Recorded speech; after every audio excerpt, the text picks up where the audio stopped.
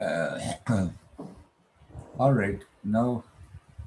Okay. Can I just say, Russell, you're well dressed on a day in which you've had 35 degrees and tomorrow is about 40, 41. I know. I'm sitting with air conditionings.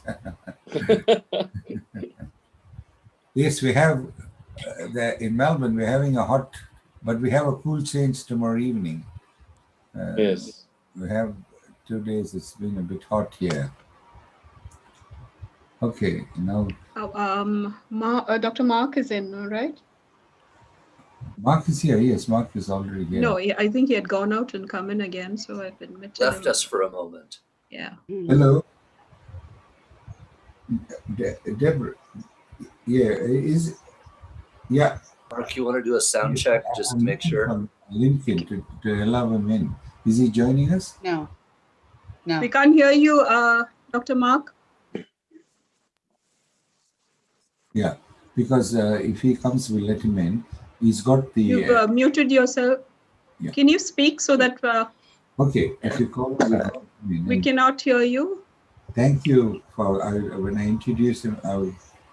Yeah, I got it. Thank you so much. Dr. Mark, whatever you did the last time, we can do it again because we can't hear you now. So we might. There's still a few minutes, I suppose.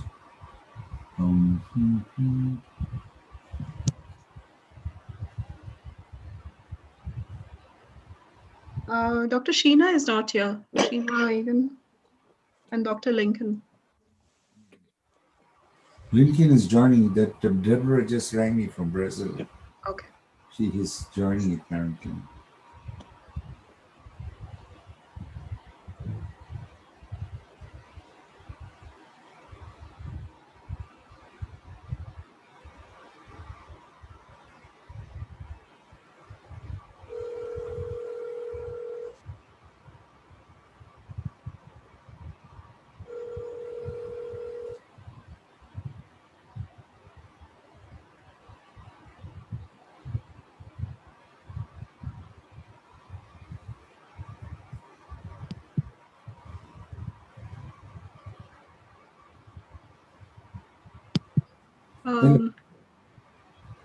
Dr. Derek? Yes, tell me. Derek, when the speakers are speaking, if you can pin them, probably no one else can to let in. come in. Have you tried that? I've tried that. Yes, I'll do. Yeah, just pin them because otherwise, suppose I'm looking. I can't find him.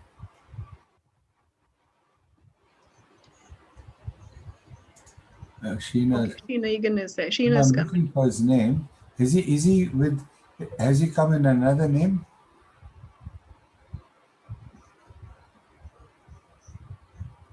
Not his phone. I need to know because in the waiting room I can't find Lincoln.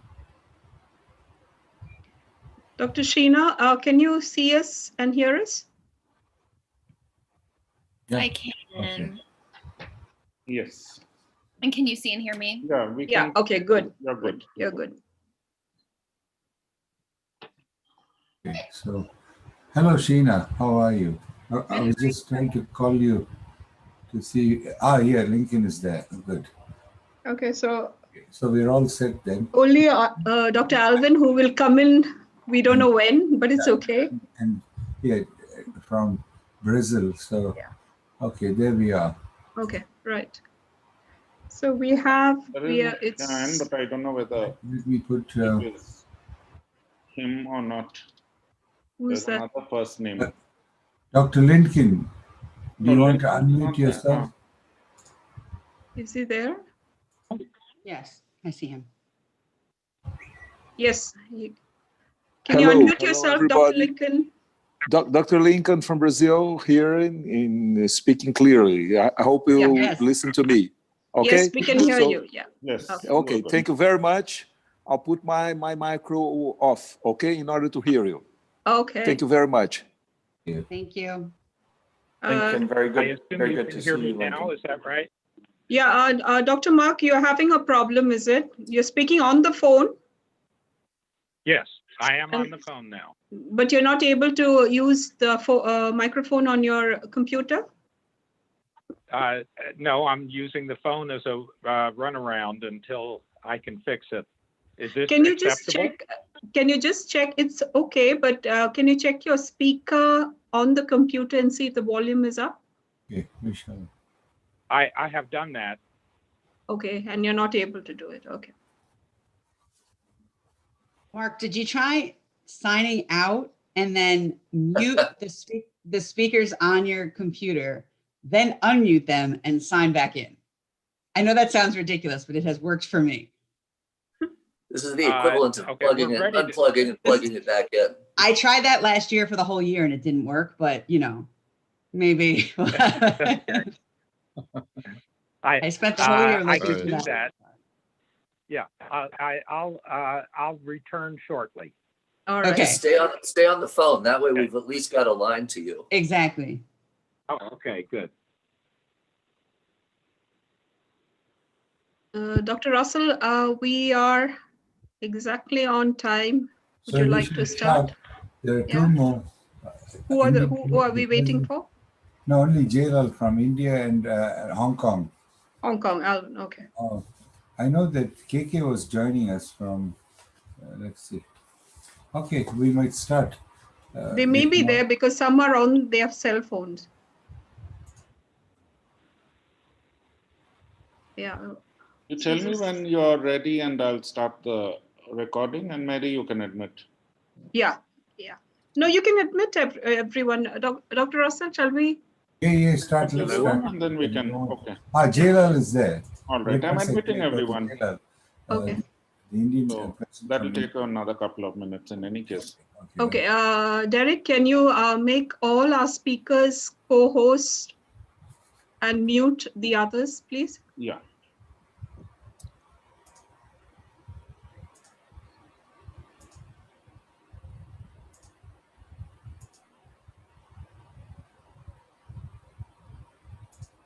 All the speakers can unmute themselves, so don't worry. We're making you all co-hosts. All right. We'll start, the others will join in.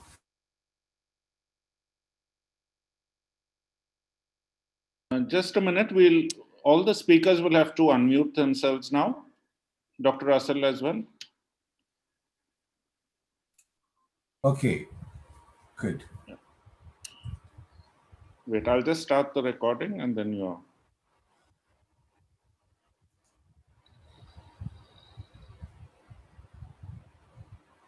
Yes, Dr. Russell, we're good to go. All right. A very good morning, good afternoon, good evening, good night to all of you in Australia. Welcome. This is the start of the 2021 series. As you know, we had a very productive. Can I just say, Russell, you're well dressed on a day in which you've had 35 degrees and tomorrow.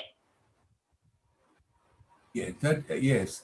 So we had a wonderful program over the last 2020 with 34 or 33 webinars covering every part of this globe. We brought in all the regions and with many disciplines, looking at the interface with health, with economists, with law, with all the other disciplines. And so it was great. And we now look forward to another great program for 21. The world as we continues to struggle with this pandemic. And again, we continue with our program, and particularly bringing all of us together, recognizing the importance of us coming together with this and coming out of it together.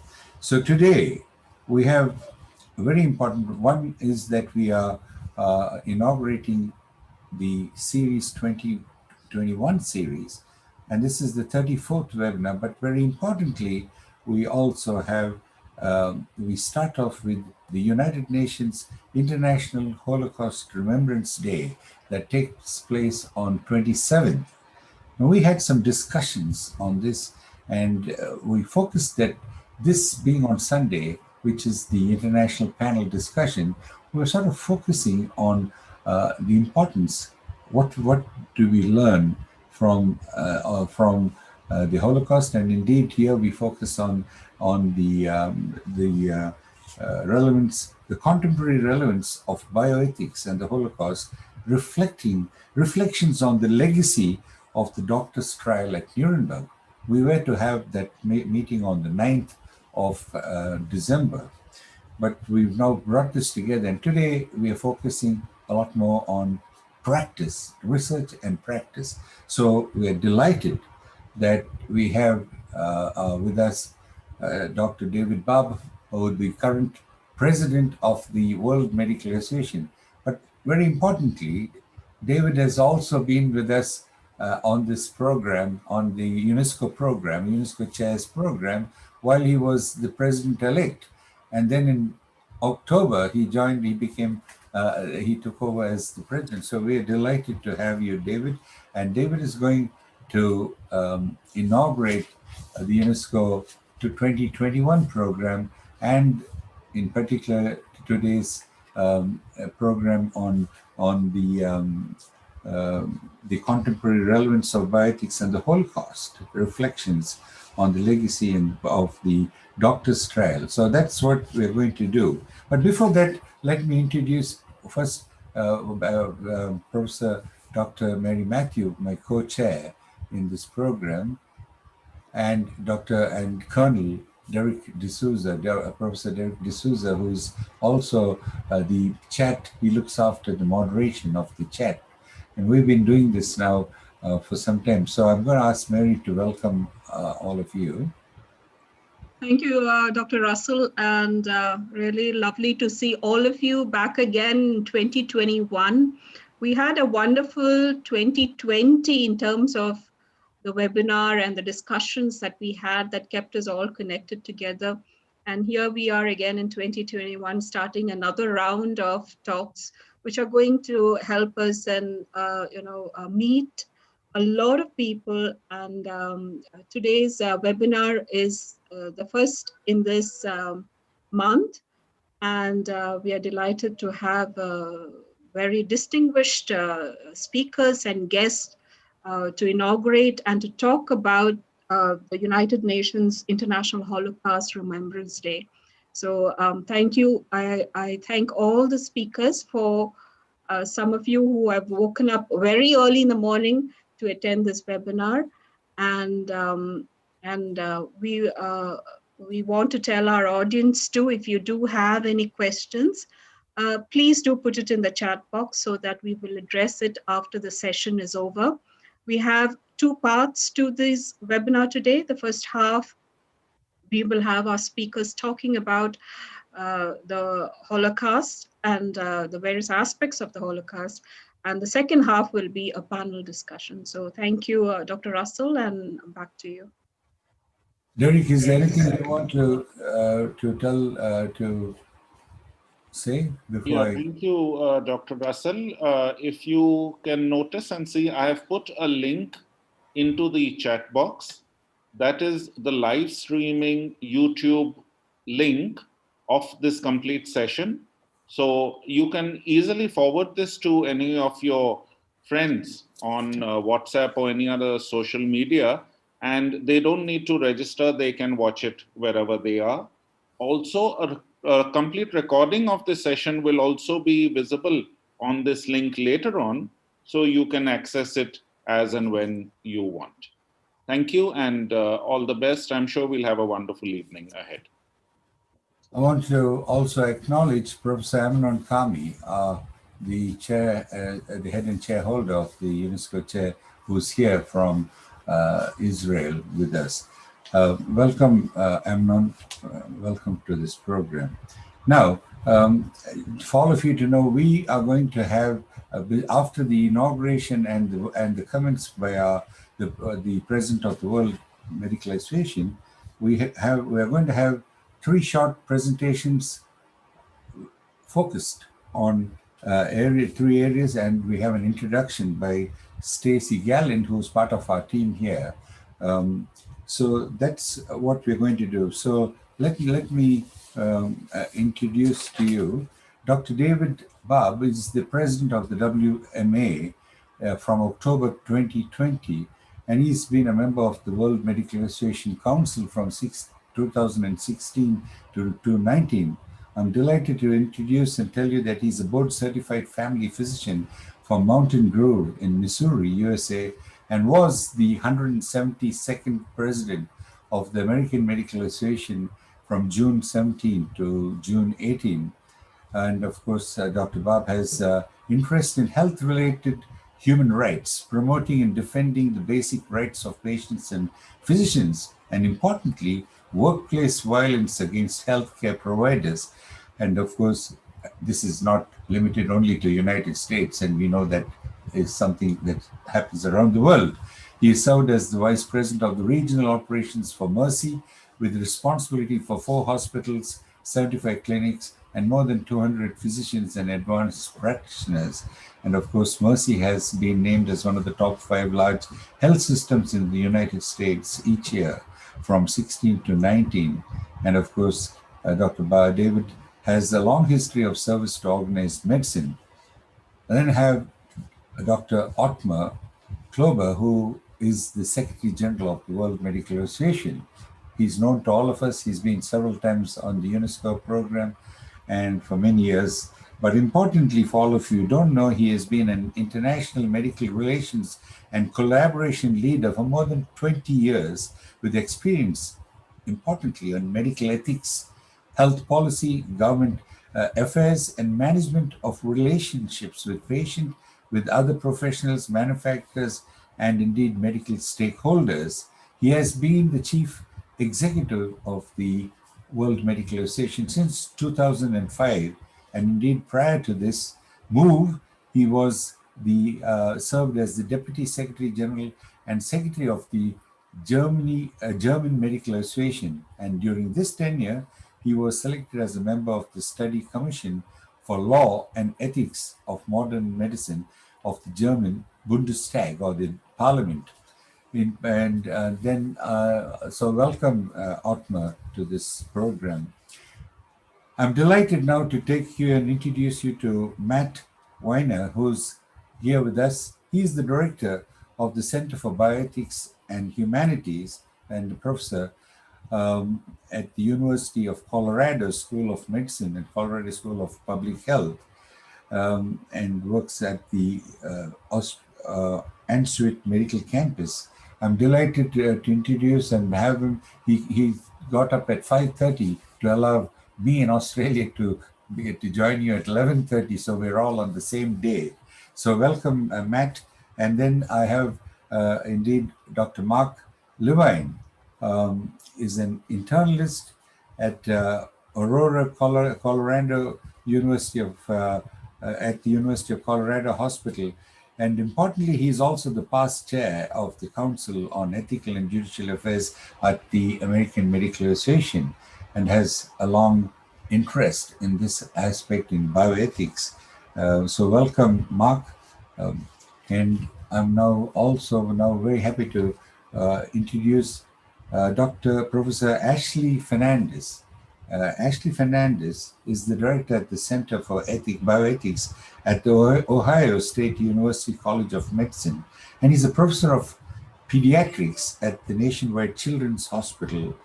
He received his MA in philosophy from Johns Hopkins University and his MD from Ohio State University, and a PhD in philosophy from Georgetown University. And he has an interest in professionalism, educational scholarship, and was appointed as the director of the Competency for Professionalism at the College of Medicine. So we have our speakers there, and then we have Stacy Gallant, is the director for the Center for Human Dignity in Bioethics, Health, and Holocaust at the Misericordia University, and she's also the founder and director of the Maimonides Institute of Medicine, Ethics, and Holocaust, and part of our chair, as the co-chair of the Department of Bioethics and Holocaust of the UNESCO chair in Bioethics.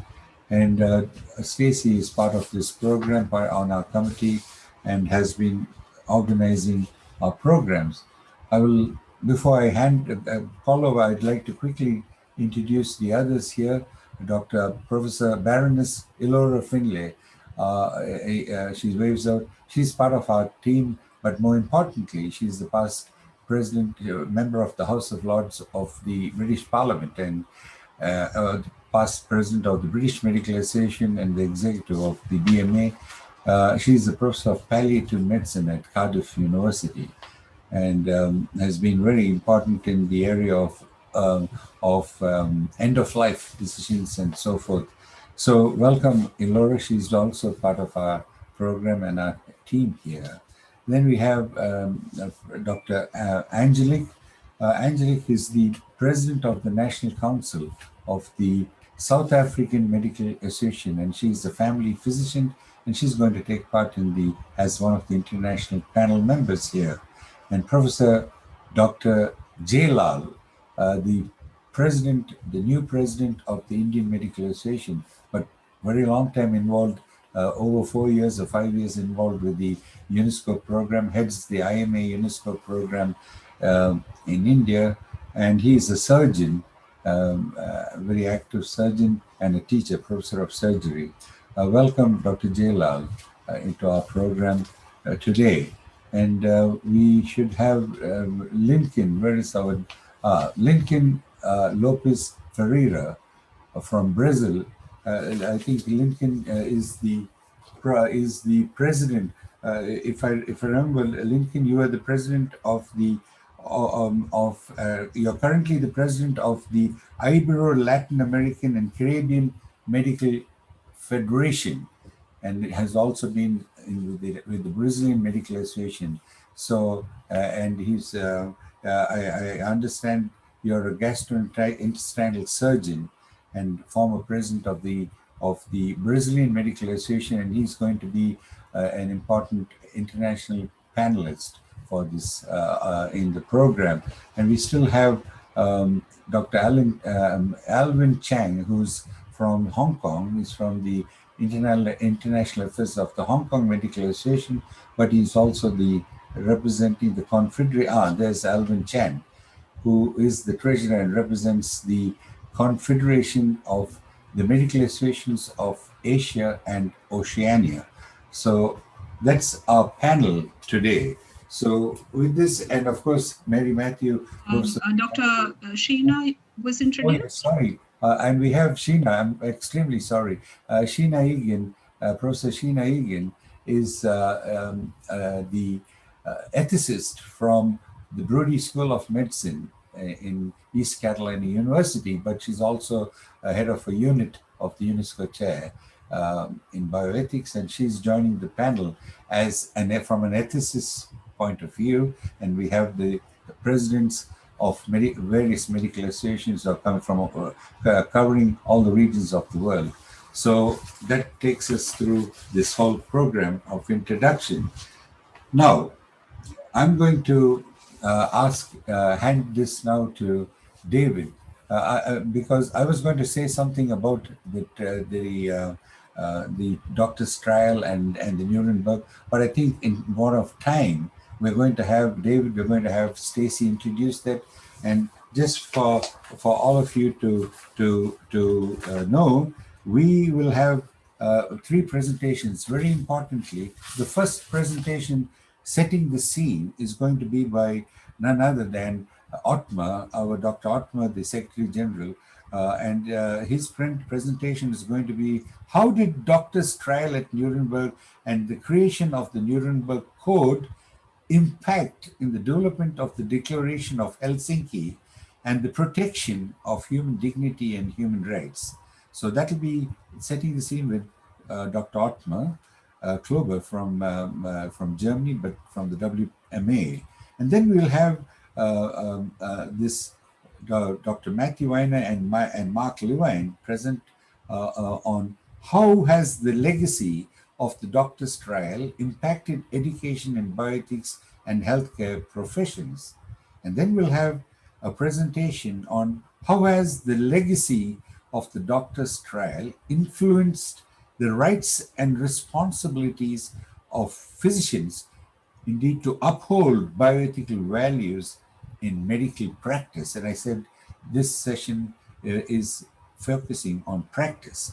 And so those are going to be our presentations. And now I'm delighted to bring in the very distinguished president of the World Medical Association, Dr. David Bob. Welcome, Dr. David. Thank you very much, Dr. D'Souza. Very pleased to be with this group again today. Thank you for that invitation. For those of you who may not know, the World Medical Association was established in 1947 in the aftermath of World War II, and to a large degree because of some of the ethical concerns that came up and the atrocities that were committed during that war, some by physicians, as we will discuss today. And as you've also heard referenced, and Dr. Clover will address this, the WMA drafted the first version of the Declaration of Helsinki over 55 years ago, and it is arguably the most comprehensive and most enduring statement on professional physician ethics around research and practice. You know, I think it is particularly important that we pause this week to remember those events because it has been said that those who don't learn from history are doomed to repeat it. And we need and we must do everything in our power to keep those type of atrocities from occurring again. So we must learn from history. And discussions like today and that will take place on the 27th, I think, are critical. Because as has been mentioned, we must continue to test ourselves regarding the ethics of our research and of our practice, because patients and society do depend on us to hold the highest ethical standards. So it is vital that we hold ourselves and our colleagues accountable. And it is through sessions like this that we can begin and continue to do this. I think this event today and the topic that we are going to discuss point out extremely clearly why this series in bioethics is so vitally important to our profession and to society. And I commend Dr. D'Souza and the many others that work together around the world to sponsor this series and others like it, so that we can continue to remind ourselves not only of the atrocities of World War II, but the many other events that physicians have participated in over the years that unfortunately were not of the highest ethical standards. So my hat's off to Dr. D'Souza and his crew and all those that work so hard to keep medical ethics front and center in our minds and in our practices. So with that, Dr. D'Souza, thank you so much, and I look forward to the rest of today's conversation. Thank you, David. Thank you very much. And of course, you inaugurated, we declared this open, and we look forward to a very important but also a productive start for 2021. Thank you very much. And we shall now move to the setting the first. No, first we'll have Stacy is going to give us an introduction, a short introduction into this or the doctor's trial and its place. Over to you, Stacy. Thank you very much. I appreciate it. I'm going to try and share my screen. We will see if it works. Let's see. It is.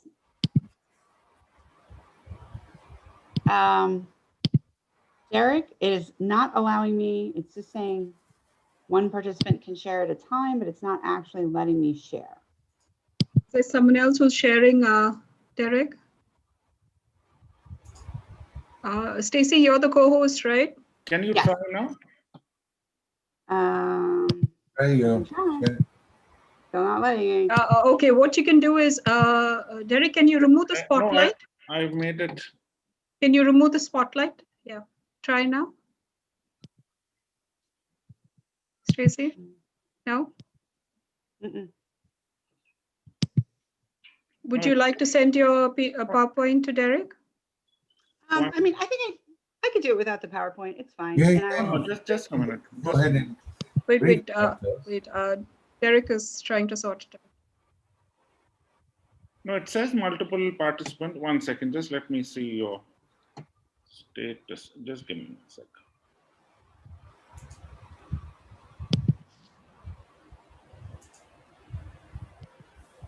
Okay, it's fixed now. I don't know. We're good now. Can everyone see it? Yeah. Yes. Excellent. Thank you. Make it full screen, Stacey, please. Yeah, good.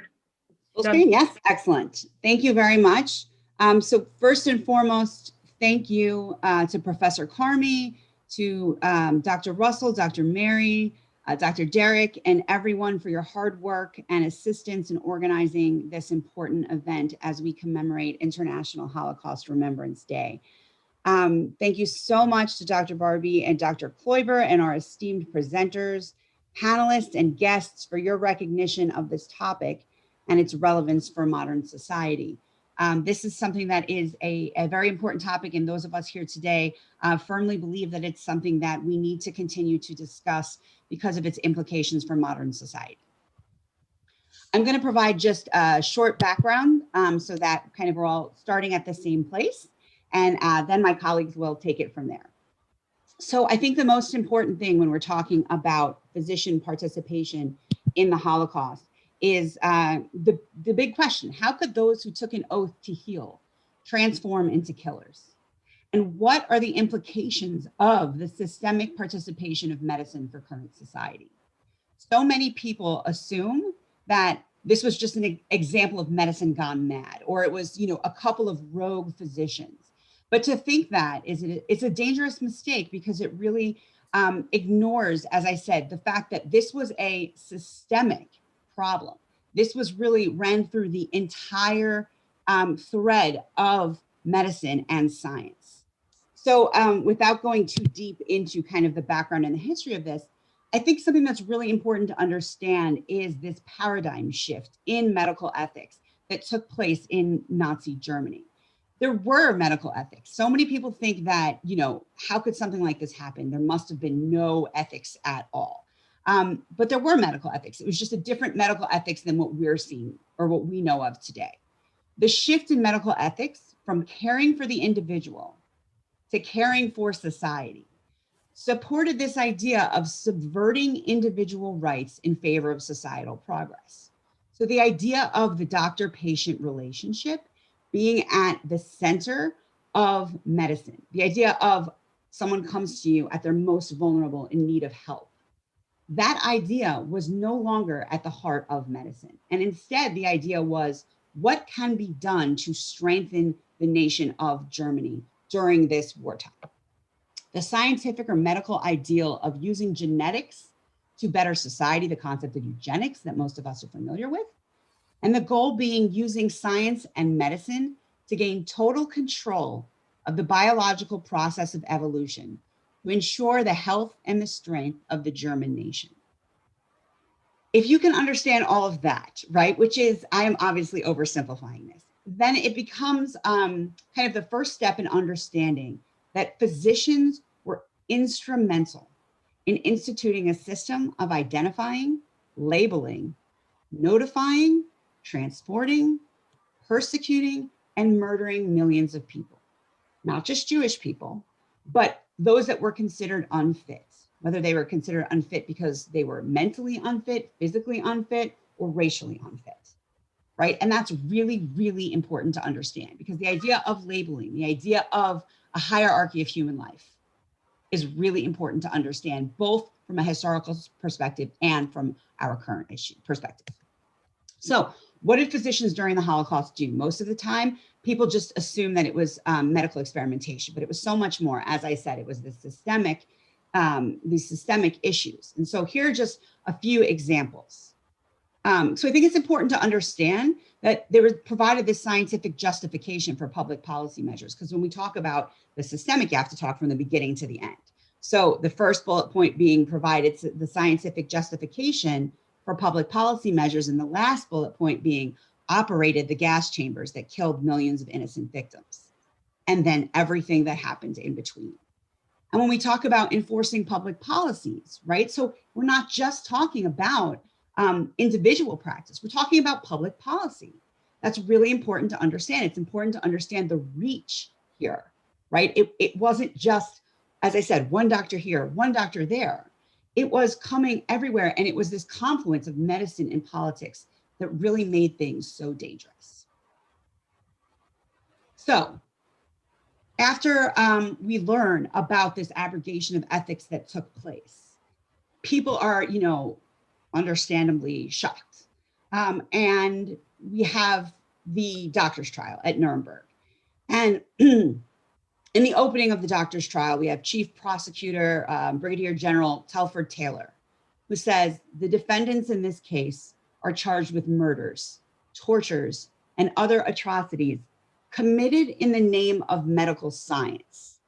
The victims of these crimes numbering hundreds of thousands. So that's the reason why, among the other trials that took place, there was a specific trial just for doctors. That was a really important precedent, because it was important to hold doctors accountable for what happened.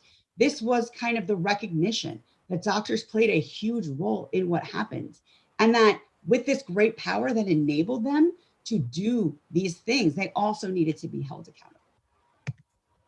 So what exactly, when we talk about the doctor's trial at Nuremberg, or USA versus Hallbrand et al., what are we talking about?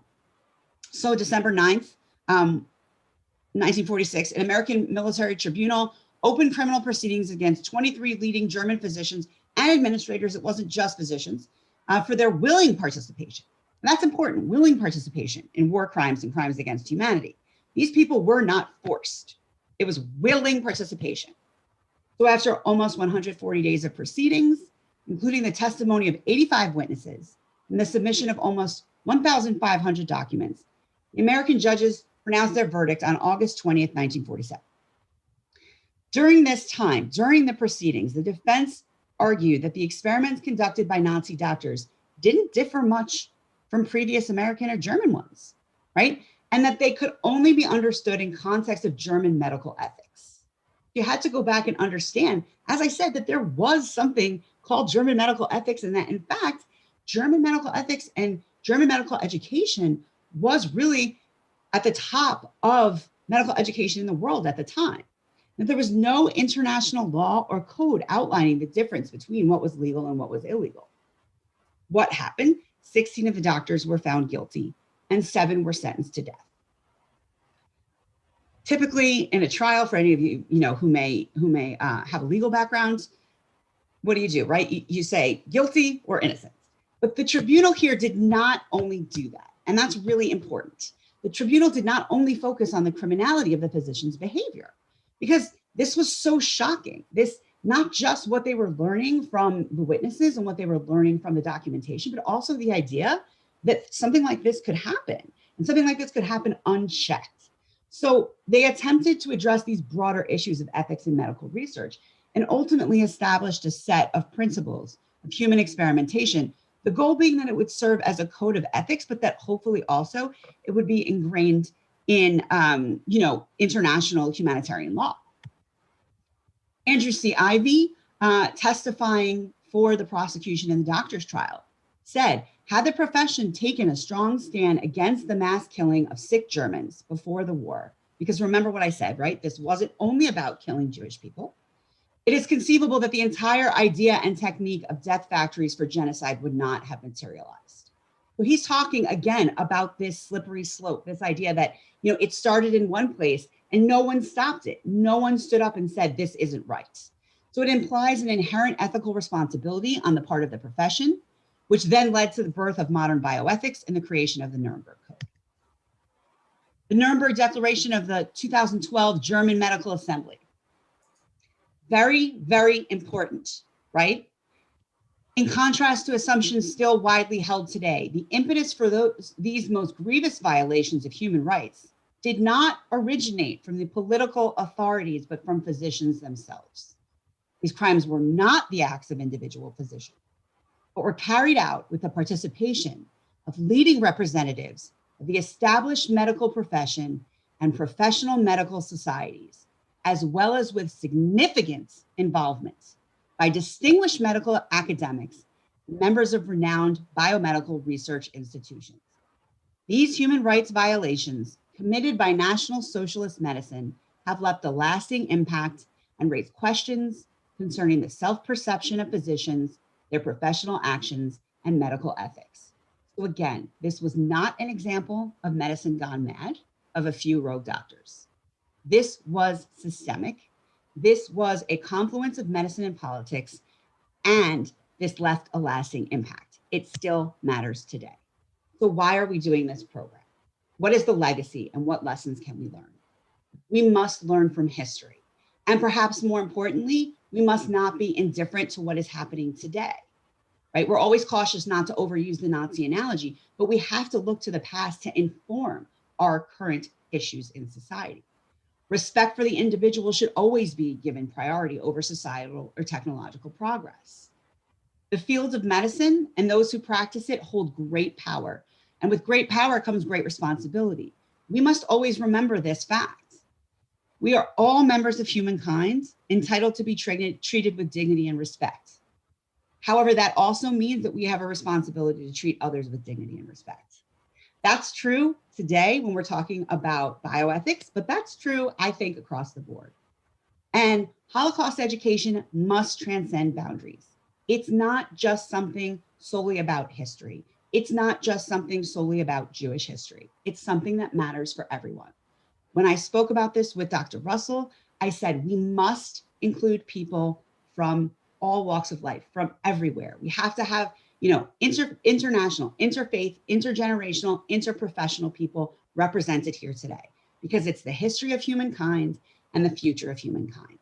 We have to remember the past, we have to protect the future, and we have to act now. So I hope that all of you are here today, will understand what we're talking about, and will use this kind of as a call to action to get more involved. You can see my website over here. We have a nonprofit organization, the Maimonides Institute for Medicine, Ethics, and the Holocaust. We do these programs, enduring programs, because it shouldn't just be on International Holocaust Remembrance Day that we talk about this. It's something that we need to incorporate into medical education and into our education as a whole. Thank you very much for being here. I very much appreciate it. And I'm looking forward to a wonderful conversation. Thank you, Stacy. And we'll now ask, I'll invite the distinguished Professor Dr. Ottma Clover to make his presentation, setting the scene. And how did the doctor's trial at Nuremberg and the creation of the Nuremberg Code impact the development of the Declaration of Helsinki and the protection of human dignity and human rights? Over to you, Ottma. Thank you, Russell, and a very interesting question. And I can make my presentation actually very short. I don't know. That's too short, probably. So let me say a little bit more. I think we all learned the saga as people born after World War II in medical school and in ethics classes, that there is kind of a continuation and a stringency between the Nuremberg trial, the Nuremberg Code, and then the Declaration of Helsinki. And if you look to content, I think there is a very good argument for that, that gives the impression that there is indeed kind of a direct line of development. That is something what I have learned, that is something that you find in the literature quite often. But to me, there are a number of question marks, and maybe I can be a little bit provocative in pointing out in a little bit different direction. I think what is very important is the presentation that Stacy has given on the Nuremberg trial. I think I completely share the arguments you have given. This has been a very systemic development, something that has kind of produced a wave in the medical community in Germany, which was massive and certainly carried by many, if not most, of the physicians in Germany at that time, with very, very dark circumstances of enriching themselves, taking away offices from Jewish physicians, into an ethics which was completely twisted by the National Socialist ideology, and separating life that was worth living and others that was not. And as Stacy said, it in the end was directed not only against our Jewish people and Jewish people of other countries, of course, which were then occupied. It was also directed against other ethnicities which were living in Europe, Sinti and Roma, which were suffering from this, but also homosexuals, for instance, or communists or socialists. Which were incarcerated, which were abused, which were tortured, and which were used for very dubious medical experiments. And the bestiality of that time is still understandable for me, at least. So in 1945, the medical leaders from a number of countries, from about 2,000 countries, met in London for the first time to meet for setting up a new medical association, because the old one, the Association Professionnelle Internationale des Médecins in Paris, stopped working with the beginning of World War II. And they started to create a new medical association. And it was in the time between especially 46 and 47 then that there were intensive discussions about this association, what it should do, what it should be, how it should work.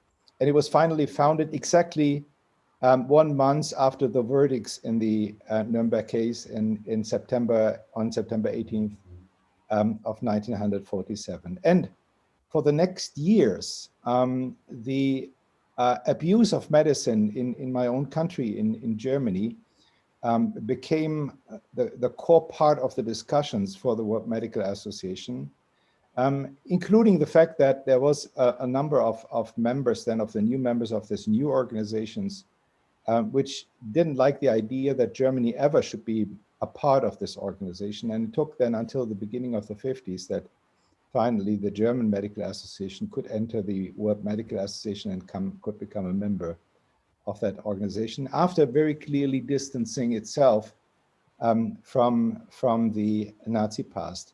Now that was on paper for most of it, because there was a continuity of elites in my country, and you have seen that this very important statement from the German Medical Assembly was from 2012.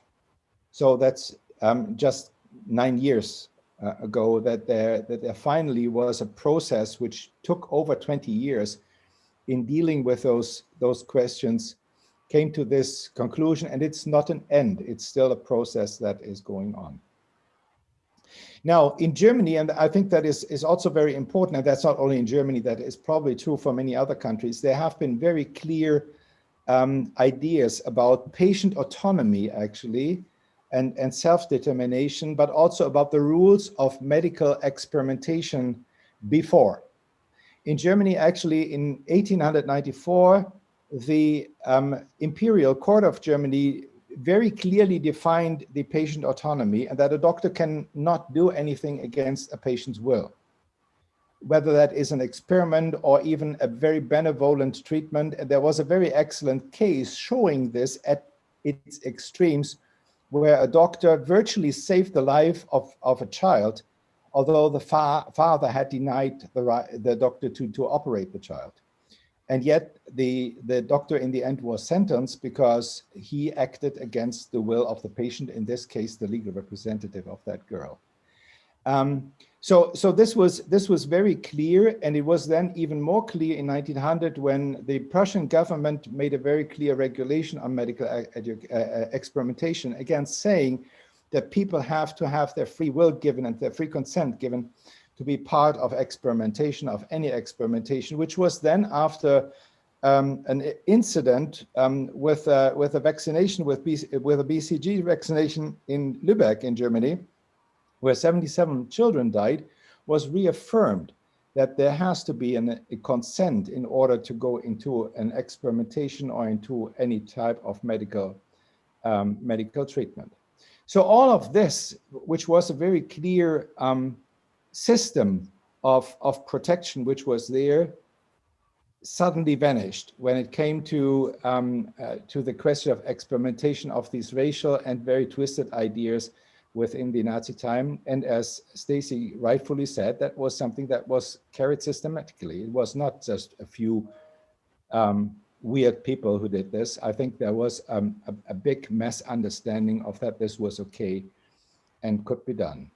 By the way, in a time where the Nazis had the strictest animal protection law that ever has been on this planet, which basically forbid any animal experimentation for medical purposes.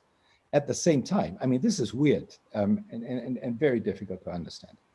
Now, my question now was, how did this evolve now from the declaration of, from the Nuremberg Code into the Declaration of Helsinki in 1964? And the first question I came above myself, why took it so long from 47 to 64 to have these guidelines for experimentation? Well, actually, the first draft was made by the Medical Ethics Committee of the World Medical Association in 61. And of course, you can also say there were other things that had to be done, like, for instance, the Declaration of Geneva, with the Doctor's Pledge that was in 1948, the first International Code of Medical Ethics in 1949. But then still there is a huge gap of many years where obviously after discussing all these weird things in the Third Reich, nothing happened. And so my question was, why did it take so long? And when I finally had the chance to dig into the archive of the World Medical Association, being there in Finley myself at the office, I got a little bit curious, and I was wondering which impact did the Nuremberg trial really have on the Declaration of Helsinki.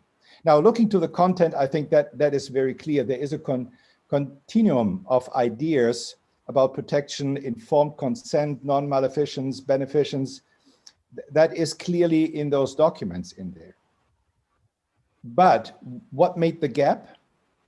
And why couldn't I find any hint in the creation of the Declaration of Geneva to the Nuremberg Code? So that is something that to me is still a puzzle which I've now solved. I have discussed with several times with scholars who came to our office looking into our archive, and where they were saying as historians, there is a clear line of development between the Nuremberg Code and the Declaration of Helsinki. And I said, you know, if you go to our archive, I would really ask you to look whether you can find any hint in the development of the Declaration of Helsinki that there is giving reference to the Nuremberg Code. There is none. There is a single mentioning of the Nuremberg Code in one of the sessions of the Ethics Committee in 1961, I believe. But otherwise, as it is the usual tradition that you give in your considerations, in the whereases, some hint of your source of your action there, it's very difficult to see any relation there. Now, in a discussion with Andreas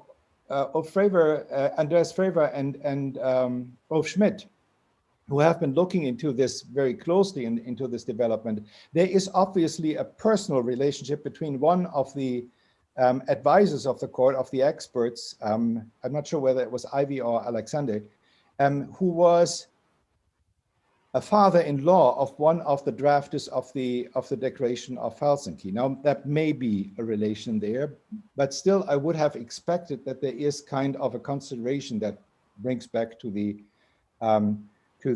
Nuremberg Code. The other things what I often see is, or what is I think is important to notice, is that the Nuremberg Code, which is, by the way, not an international document, it's an American document by an American court, because the doctor's trial was a purely American, it was not an international court. It was an American court. And even in the US, and I'm not aware of any other places, this document has not been used as a formal reference for structuring, for doing, allowing, evaluating medical experimentation. The legacy of the Nuremberg Code then comes back in the 70s with historical publications on the doctor's trial, and the relation then is being seen, is being built, is being written between the Nuremberg Code and the Declaration of Helsinki. So it leaves me with a puzzle, why it took so long, why there is no direct reference and direct link to that. And for me, it's probably more important to look into the spirit and the meaning of the Nuremberg Code for the further development of the Declaration of Helsinki after 64, the changes that have later been made in 75, and the following years. We have now, I think, 9 revisions of that in total of the Declaration until the final one from 2013. All of those clearly have been discussed before the background of the Nuremberg Code, which then became much more prominent and much more noticed. But, and maybe that gives a second pitch to this whole thing. One of the most important learnings from the Nuremberg trials and from the from this historic moment for medical ethics is probably that we have learned that a doctor cannot hide behind laws. And that is what the court really has told the doctors, is you cannot hide behind what your government tells you, even not behind laws and orders from government you get, if they are clearly violating ethical principles that are being set out and which have been set out before in medical ethics. To me, I think this is, and it's overarching, it does not only apply to medical ethics. To me, this is probably the most important learning from this trial, that there is always an individual responsibility that cannot be waived by laws, because laws themselves can also be wrong, as we have seen, and that each of us has this obligation to look into what is ethical and what not for himself. And you cannot get a waiver by whatever your government says. So my conclusions are two. The importance of the Nuremberg Code for the Declaration of Helsinki probably is much stronger in the time after the first edition, in the time from 1975 until 2013 with the last revision there. I think it had much more impact through literature, through the scientific discussions with them.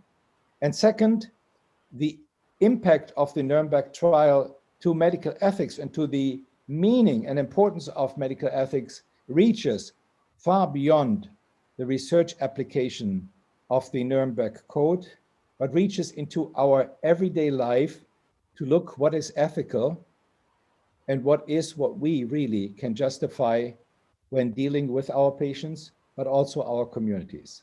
Back to you, Russell. Thank you very much. Thank you, Ottma. That was indeed enlightening. I'm delighted that you actually went and looked in the archives and made got that nexus or connection. So thank you very much. That sort of set the scene.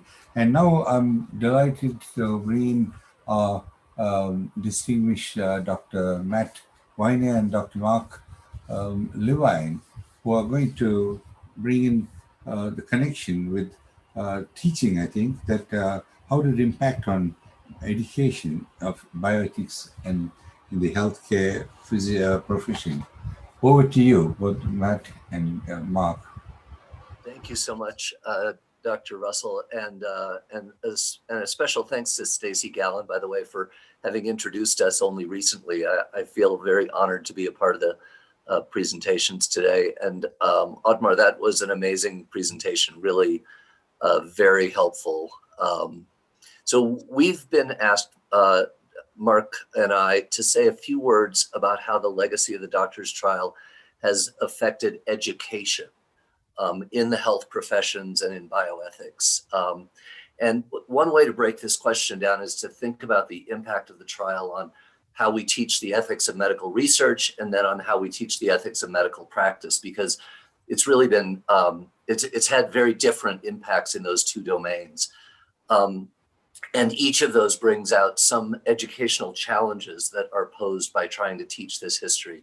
So I'm going to speak a little to the former, and then Dr. Levine is going to jump in and talk about some of the ways in which our institution has tried to address the educational challenges posed by teaching this history. So let me start with how this affects research and the teaching of the ethics of research in health sciences. And I imagine this is true in a number of other countries, but certainly in the US, there is mandatory training on research ethics. So if you do research on human subjects, there's a requirement, a federal legal requirement, that you be retrained on this topic on a regular basis. So, so I've taken this training from a couple different providers over many different years.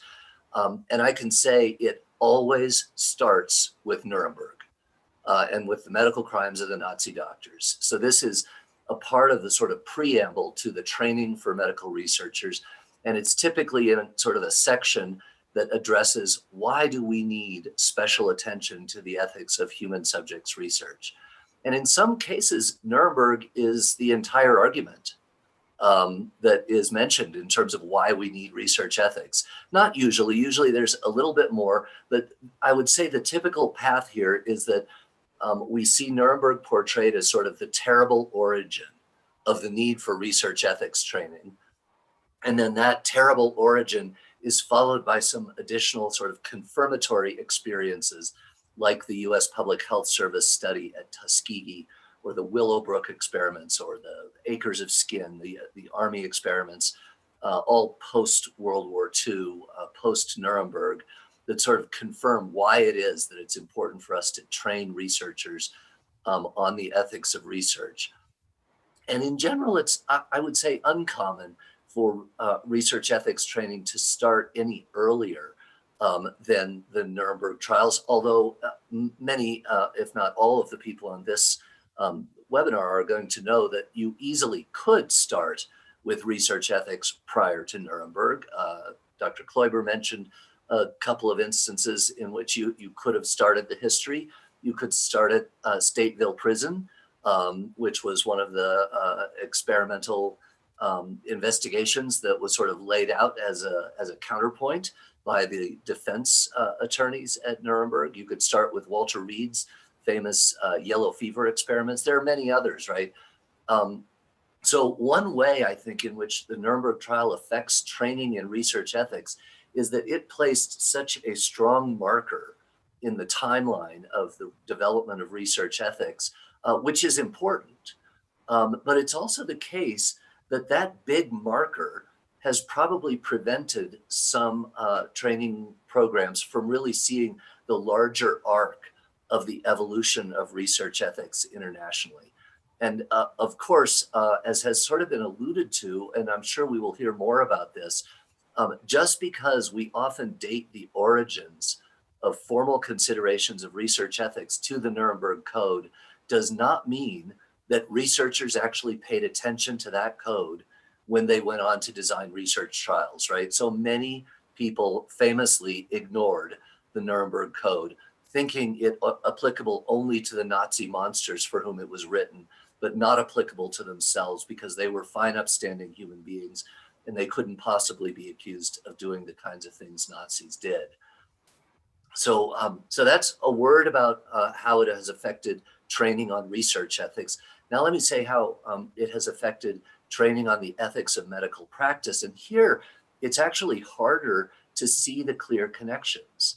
And in part, that's because so few medical training programs explicitly or intentionally teach about the legacy of the Holocaust for medicine. A few years back, we did a survey of every medical school in the United States and Canada. And only, there are 140 at the time, only 22 of them, that's 16%, had any regular required curricular elements addressing the roles of physicians in the Holocaust. So, so we don't tend to talk about the role of doctors in the Holocaust or other health professionals when teaching the rest of medical ethics. We've sort of segregated it out as being applicable to research, but not to everything else. And yet, as you all know, the Nuremberg trial was not only about research. Most importantly, I suppose, it was about physician leadership of the T4 euthanasia program, which was not a research program, right? Stacy described some of this. But because the research crimes addressed at the trial were so heinous, this other part of the Nuremberg trials has really been at risk of becoming a lost part of this history. And despite this, I'm going to assert that the racist and eugenic ideologies that led to the T4 program are arguably more important for students to learn about today, because that aspect of this history probably has the broader impacts on how we think about medical practice and the ethics of medical practice. So this history, not the research ethics piece, but the piece about the ideology of medical practice, should inform modern debates about economic and social forces, about race and racism, about genetic testing, about public health practice, about physician involvement in prisoner interrogations, about involvement in executions, about end-of-life decision-making. Many issues should be informed by a knowledge of this history, and currently it is not always, because we don't tend to use the legacy of health professional involvement in the Holocaust as part of our routine training on medical practice ethics. So let me stop by just comparing these two, because I think it's a really interesting sort of juxtaposition here, that often the trial's impacts on the area where it has had the most importance, i.e. medical practice, has been kind of latent. It's not talked about, it's not discussed, and yet our shared knowledge of this history has powerful effects on how we think about the ethics of medicine today. And by contrast, the trial's impact on research ethics is not latent. It's very obvious, it's taught, and you could argue, in fact, it's kind of been overblown because it did not have as much impact on research ethics as many people might have thought. So teaching that juxtaposition, that irony, in a sense, that the area where we think about Nuremberg the most, research ethics, is the area where it may have had the least impact. And the area where we talk about it the least, which is medical practice and the ideology of what it means to be a doctor, we don't talk about Nuremberg that often, but it probably influences the way we think more so than in any other domain. So let me turn over to Mark to talk a little about how our program has addressed those tensions. Thank you, Matt. Matt's mentioned the small number of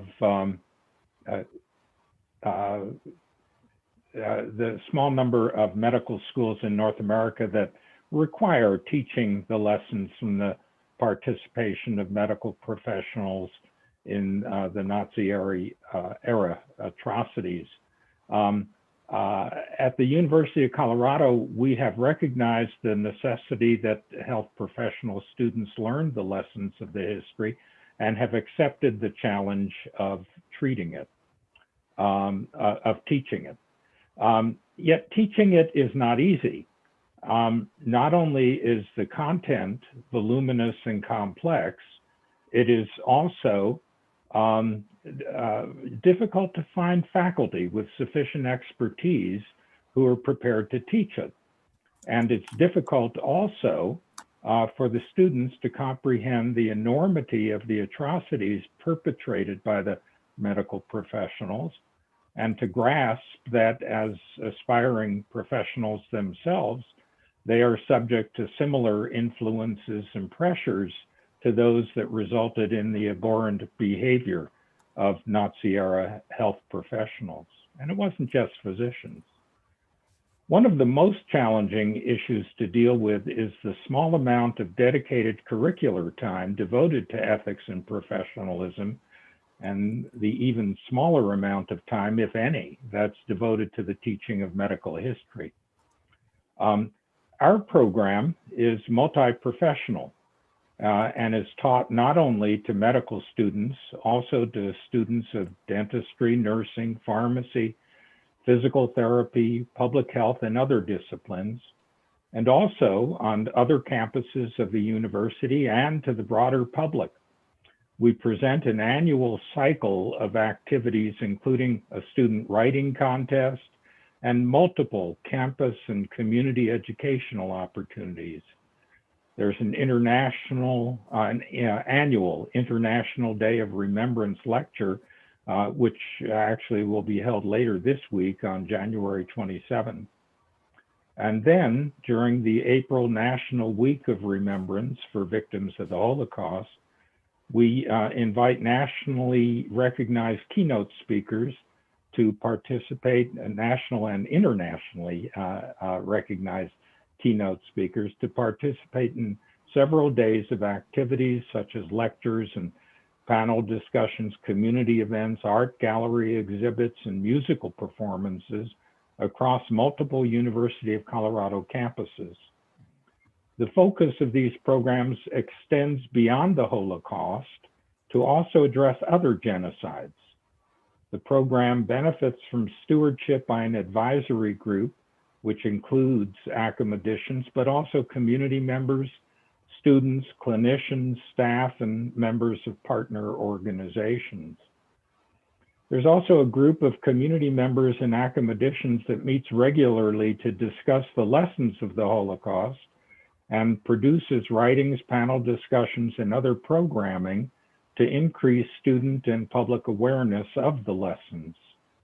Among the lessons that have been identified are the commitment to science, the necessary balance of clinical detachment with empathy, and the need to manage competing loyalties without loss of professionalism. Our program includes an evolving set of specific learning objectives. This helps us to meet standards for curricular content on cross-cultural awareness, health inequity, and ethics, and also graduate medical education core competencies related to patient care and professionalism. We recognize the critical importance of buttressing our professionalism with teaching as many of these important lessons as we can. No program teaching the lessons of the Holocaust can address all of the overwhelming number of perspectives, influences, and lessons that are important to learn.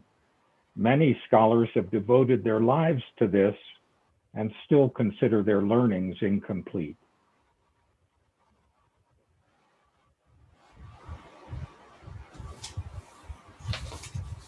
Thank you. Thank you very much. And that was very good. So now, Mark,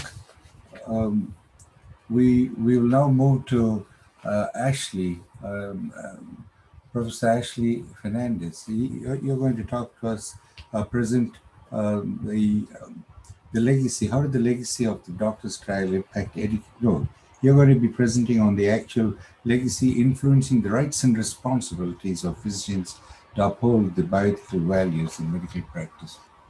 Over to you, Ashley. Thank you, everyone, for inviting me. Thanks again to Stacy. It's been amazing so far. I've learned so much. I'm totally honored to be on this panel with all of you. I am going to try to share my screen now.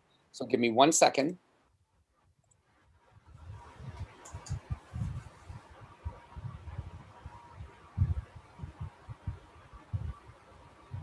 Can you all see that? Yes, yes. Great. So I'm going to focus on the clinical aspects of this and how the legacy of the doctor's trial might allow us to see a way forward in looking at our clinical responsibilities and how that impacts the doctor, the nurse, the healthcare professional, and why this subject is of such great import. First, I want to start by having you all look at this picture of Dr. Karl Brandt. And while I'm going through this, I want you to listen to his words that he gave in his defense at the doctor's trial. And I want you to think about what he's saying and whether or not this sounds persuasive to you as I scroll through these images. This is what he says. The human beings who cannot help themselves and whose tests show a life of suffering are to be given aid. This consideration is not inhuman. I never felt that it was not ethical or was not moral. But one thing seems necessary to me, that if anybody wants to judge the question of euthanasia, he must go into an insane asylum and he should stay there with the sick people for a few days. Then we can ask him two questions. First is if he himself would like to live like that. And second, whether he would ask one of his relatives to live that way, perhaps his child or his parents. Now, I start with those words to show you that when I teach this subject to medical students, they actually find some of these words persuasive, and it's not uncommon for them to say such words cross their mind and it's persuasive. These are not the words of a monster. They are not the words of a crazed lunatic, as Stacy alluded to. These are intuitively persuasive, and they continue to resonate throughout the world today among clinicians. And if we find this distasteful, and we want to condemn at least the spirit and the words of Karl Brandt, then clinicians have to have an answer that originates within the very nature of medicine itself. So it has been 75 years since the Nuremberg doctors' trial began, marking a formal end to an era when medicine, by commission or omission, sanctioned the murder of the outsider. And medicalized genocide, sifted and rarefied through centuries-old cultural anti-Semitism and prejudice, a dogmatic and purely materialist anthropology, and a medical and scientific establishment that prized efficiency and racial purity above all else, caused the death of at least 150 to 200,000 human persons between 1939 and 1945. This UNESCO webinar and panel today is an attempt to fulfill that challenge that Telford Taylor stated so eloquently in his opening statement for the prosecution at the doctor's trial when he said, quote, "We cannot rest content when we have shown that crimes were committed and that certain persons committed them. These were not ignorant men. Most of them are trained physicians and some of them distinguished scientists. It is our deep obligation to all peoples of the world to show why and how these things happened." The image you're seeing now is from an Australian stamp and sponsored by the World Medical Association, and it was meant to honor the healing commitment of the physician. And look at the words by Victor Brack, the T4 administrator. His motto was this: "The syringe belongs in the hands of the physician." And this is something my colleague and friend Daniel Sulmazy has pointed out convincingly and recently, that medicine is a power with authority, a power that seeks by its nature to control the human body, and therefore power is also a profound temptation. Sulmazy points out the deep significance of Brack's words. The Nazis knew full well that with the innate power of medicine, what they viewed as racial cleansing became the responsibility of the physician and the physician alone. That is precisely why medicine cannot be defined by science alone. So when you think about what the scientific method is, it's an observation in nature. A hypothesis is generated from that observation.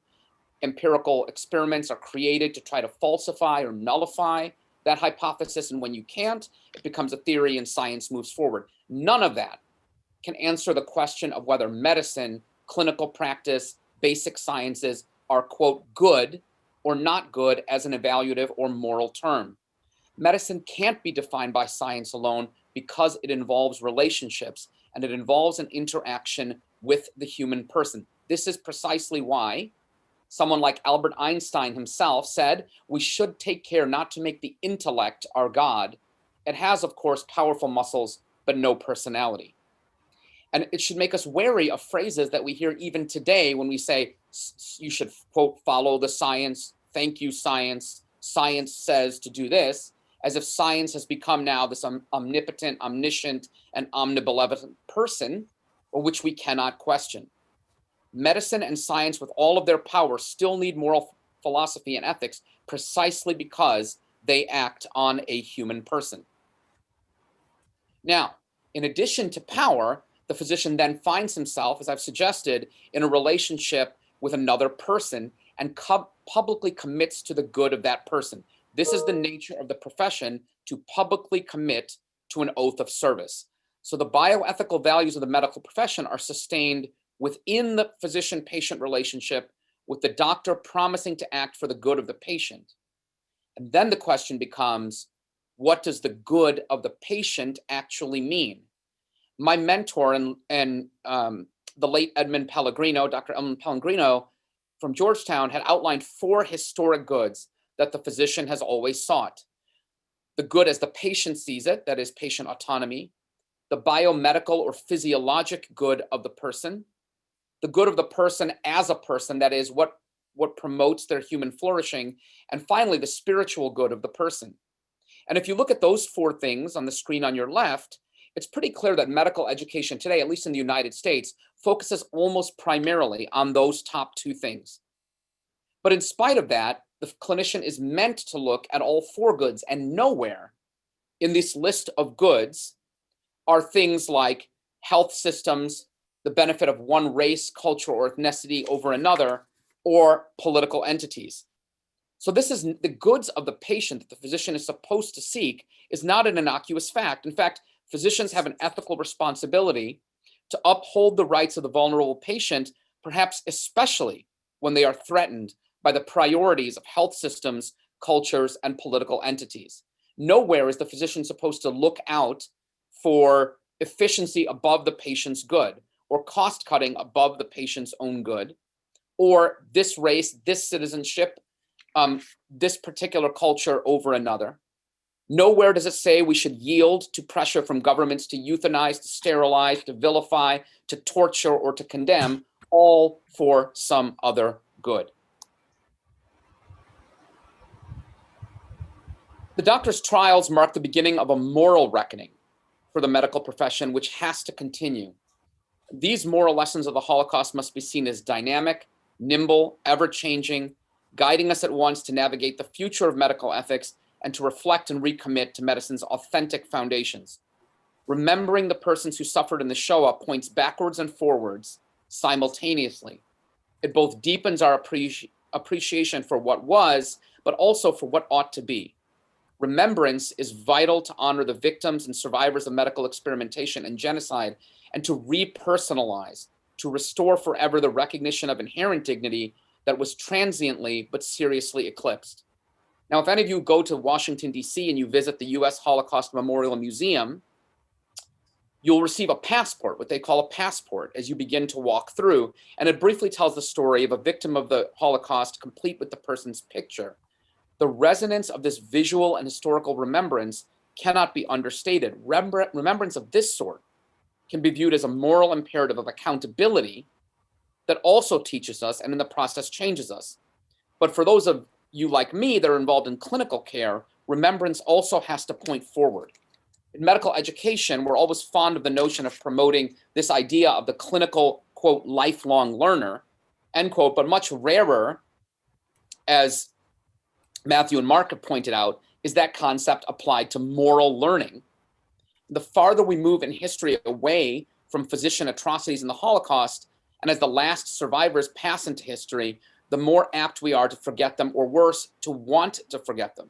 In one recent survey of adults under 40 years of age, 63% did not know that 6 million Jews perished in the Holocaust, and nearly half could not even name a single concentration camp.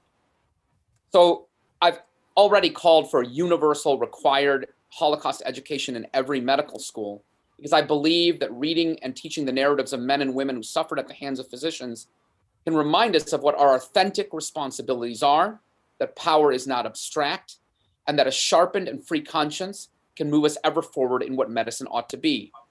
Power cuts both ways. As we've seen, the physician can tragically and easily demean and destroy, and when this happens, it has an amplified effect precisely because of the societal reverence for our profession.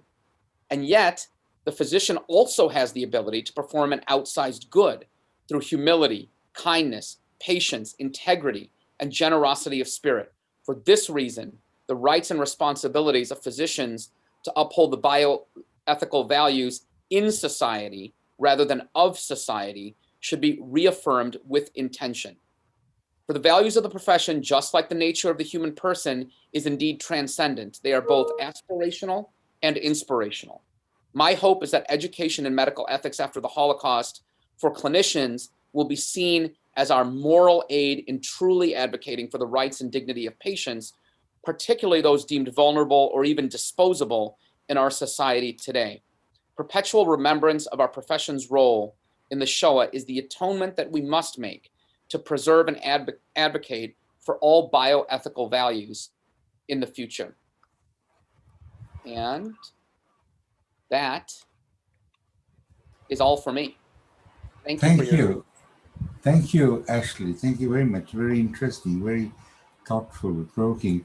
Now that brings us to the three very important presentations and Stacy's introduction, setting this particularly after that Clover's Ottma's setting the scene. So thank you once again to Dr. Ottma Clover, Dr. Stacy Gallen, Dr. Mark Levine, Dr. Matthew Weiner, and of course Professor Dr. Ashley Fernandez. Now we've had this good grounding, as it were, and it's now I'm delighted to ask Dr. Mary, the moderator, and we're going to be now looking at the panel, and we have a very distinguished panel representing the medical workforce or the medical associations from most of the regions of the world. We have the Confederation of Asia and Oceania, we've got the Latin America and Caribbean, and then we've got South America, India, United Kingdom, UK, with Baroness Finley, and and of course we'll have Sheena, the ethicist, coming in together. So can I now hand it over to Dr. Mary to take this role over? We do have a theme there that we thought we'll put across, the ethical implications of the participation of the medical community in the abrogation of ethics that took place during the Holocaust continues to have ramifications for current issues in research ethics, medical practice, public policy, and human rights endeavors throughout the world. Let's hand it over to Mary and let's look at what we learned from this and its application to the medical fraternity around the world. Thank you, Dr. Russell, and thank you to all our speakers. It was really a beautiful session and an eye-opening session, especially what Dr. Ottma had put out a different viewpoint, a different look about the Nuremberg trials and the Helsinki Declaration. And we'd like to focus in this part, this last 1 hour, on to focus especially on medical education. And we have with us 6 panelists who will be discussing on the role of medical education and bioethics and where we are in the various countries. So may I request Dr. Jayalal? Dr. Jayalal is the president of the Indian Medical Association. Is Dr. Jayalal there? I'm just checking. Dr. Jayalal, if you can hear us and switch on your video, you'll come to the front.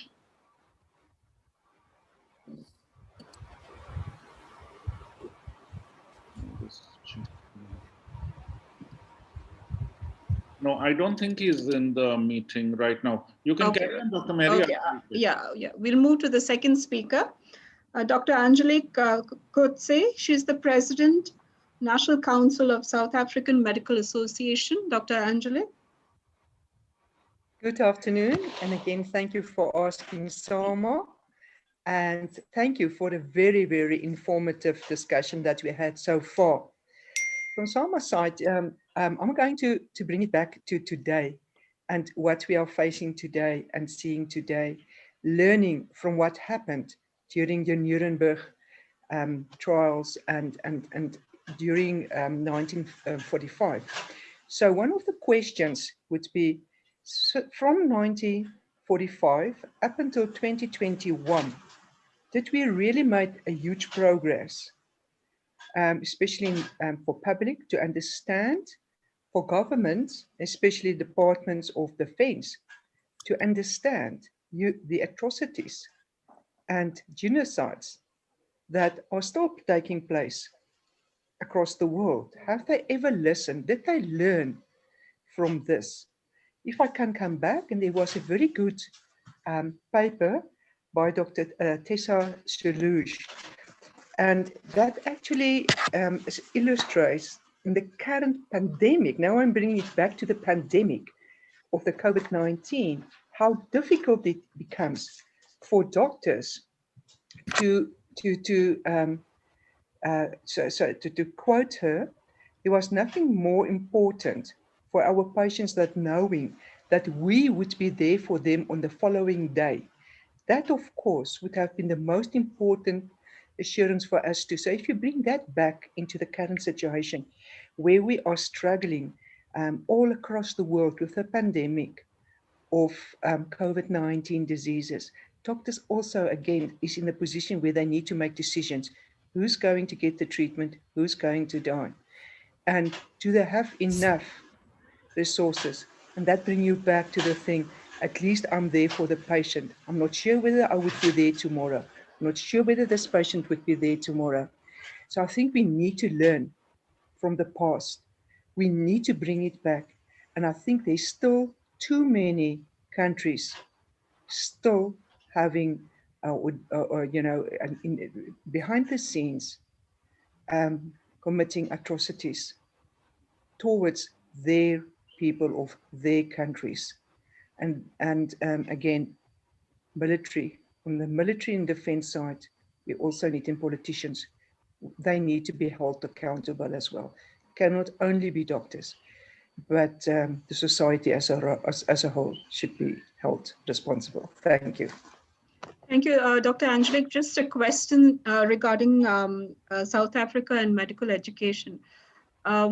Is research ethics, or rather the Nuremberg Code and what we heard, the Holocaust, being taught in the medical education as a reference for being an ethical doctor or an ethical physician? I don't think that is happening at the scale that it should be happening. This is the field, especially of my dear friend, Prof. Ames Dye, and Prof. Shabir is here as well, Dean of one of the medical schools, actually one of the biggest medical schools in South Africa, Wits. And I think it's extremely important for the students to learn what happened. Of course, again, it's happening behind the scenes. It's still carrying on. It's still happening behind the scenes, although not at this, not at the in the same way that it happened in the Holocaust times. But I can promise you, it's still there. It's not there, and we need to educate our doctors, especially young ones. They need to understand the history. They need to understand ethics. I think ethics is a field, especially in South Africa, that is very much neglected. Thanks. Yes. But we do agree that have we really learned from the Holocaust or the lessons, of the historical lessons? Are we learning, or is it just being ignored and we're just carrying forward with the same thing all over again? I think there's a sort of a resistance in learning. Yes. People listen to it, they hear it, but it doesn't come into their hearts and into their minds.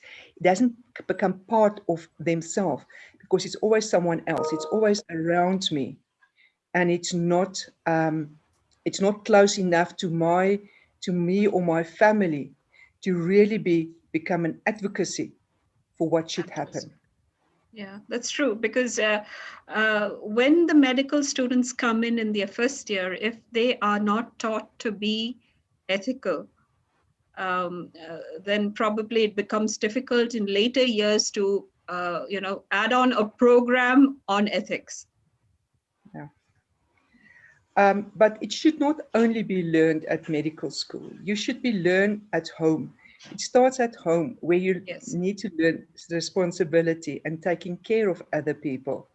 And then it makes it easier as when you go into a medical field or become a doctor or a nurse, then to use your skills that has been drilled into you from a very young age, to accept it and make it part of your life, of your motto every day.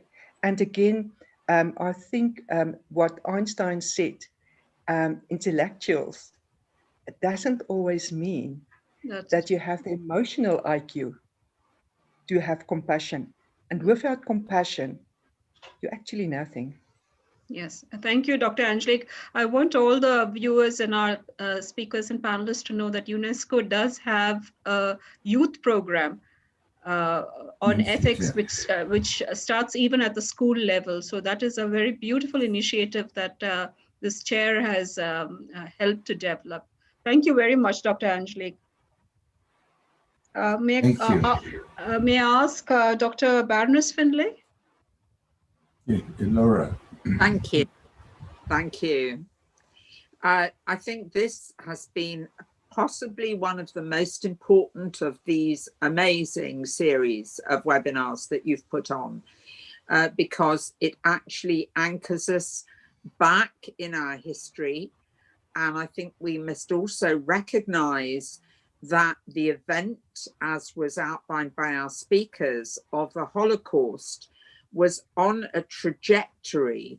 Before the Holocaust, abnormality was viewed as inferior, and that was a widespread view, and much of medicine was aimed at trying to correct things which were viewed as inferior. Children with abnormalities were subjected to terrible treatments for which there was absolutely no evidence base whatsoever, and were cruel and ostracized in society. And then we had this terrible systematized exclusion of initially of those with disorders, so-called abnormalities, just the variation in society. And then of course that then went on, and it was particularly terrible for anyone of any kind of Jewish connection. So people who had any kind of Jewish ancestry. But then I do worry that as we've moved forward, we still haven't recognized the intrinsic worth and value of each human being. And we still make value judgments, particularly in relation to disability. And that goes through our society. So people who have profound disability or even mild disability will hear people say things like, it must be awful to be like you.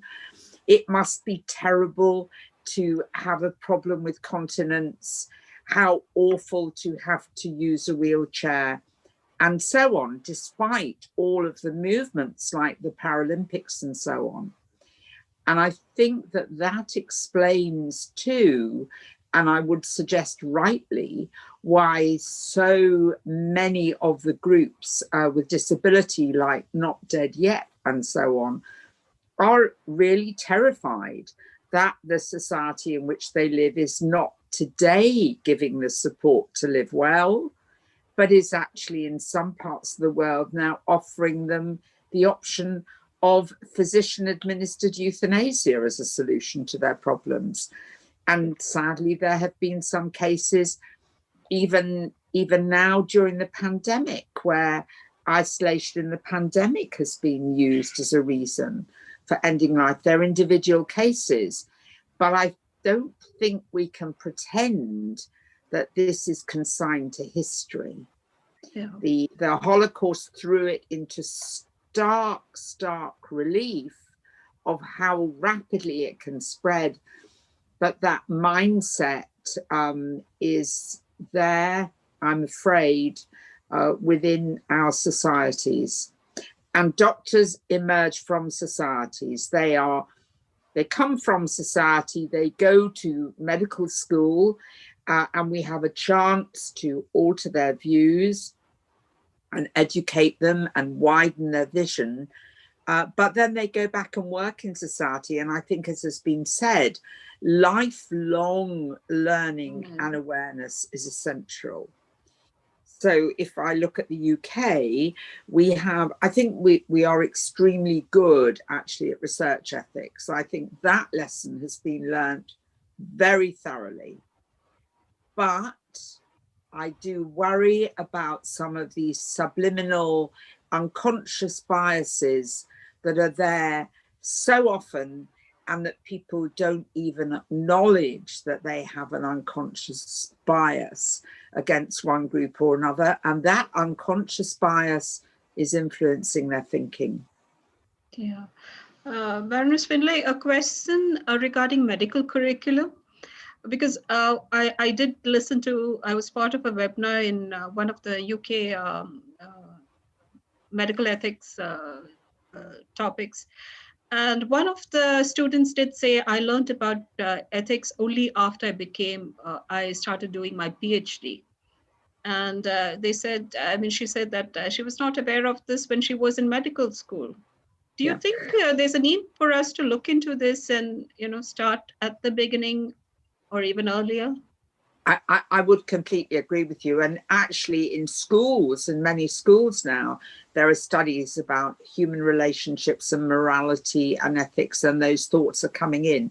I think one of the difficulties is that the medical school curriculum is crowded. And whilst they all have medical ethics in there, it's whether it's actually absorbed into that student's reality as they're studying. We all know that there will be students who'll go through and think they haven't been taught anything about one thing or another, because actually, as they went through, in part, they ignored it themselves. I think the need to learn is the most potent driver to learning. And when clinicians have to take difficult decisions, that forces them to think. What worries me is if they don't have a good foundation, that decision-making can become distorted, and it becomes harder then to move it. Yeah, and I think this pandemic has brought the issue of ethics really to the forefront, because now we are taking very, very difficult decisions. Yeah, people are taking, and we probably aren't equipped to make these decisions. No, I think that actually we have, during the pandemic, we really must admire our clinicians who have struggled to make sure that they are making sound decisions, who are struggling to communicate with their patients despite all of their PPE being behind masks.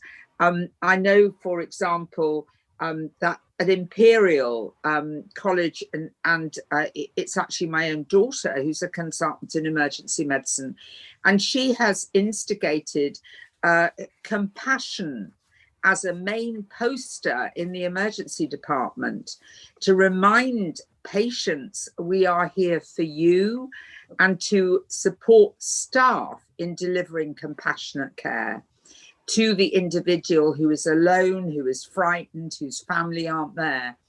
So, and then you hear about hospitals where oxygen levels are running right down, and people have been having to decide rapidly, how do they ration this resource? How do they do it? How do they manage 150% ITU that normally ran at 80% occupancy, and so on? So I think that we must recognize that clinicians have really been trying hard, and they need support, and they need to be praised for what they're doing, not criticized for what they're doing. But going forward in our society, the very lessons that our presenters showed us today are ones that we must not let society forget, because oddly enough, I don't think it is a slippery slope. I don't think it's downhill. I think it's a gradual incrementation. It's the boundaries get wider and wider and more gets caught in. That's what happened at the beginning of the Holocaust. Initially, handicapped children, people with mental illness, people with learning difficulties, and so on. And it rapidly broadened. It escalated.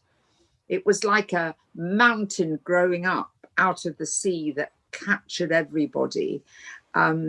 So I don't think it's really a slope, which means going downhill.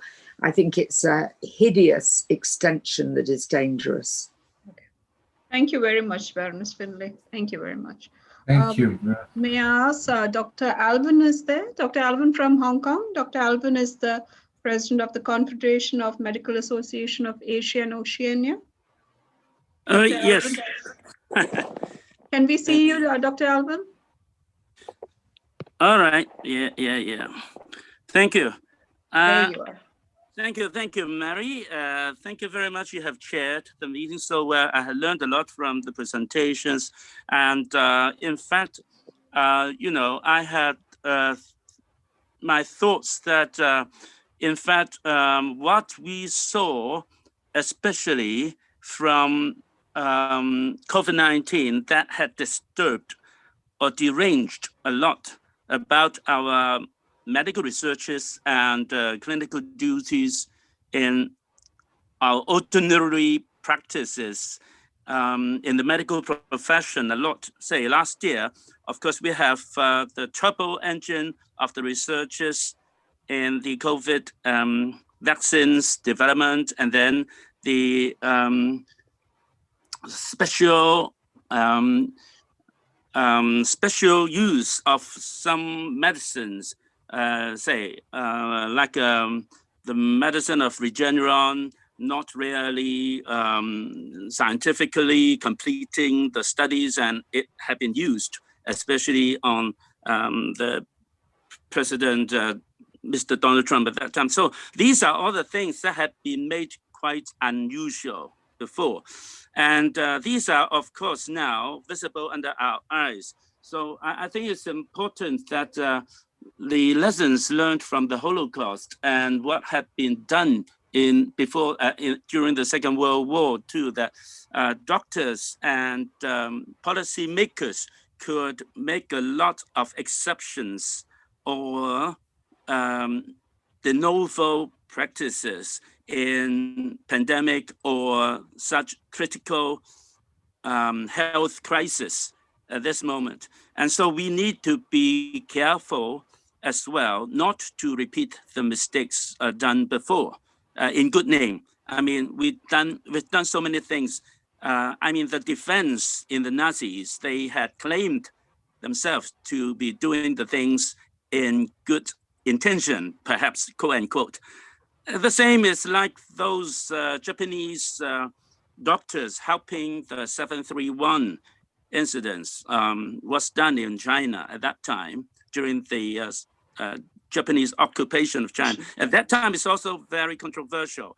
But of course, it's different in a way that while the Nazi doctors had been penalized with their crimes being judged, well, the Japanese doctors at that time, they were judged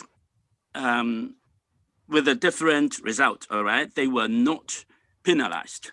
So it depends on the courts, you see, and all the evidence and the eloquence of the prosecutors and the defendants.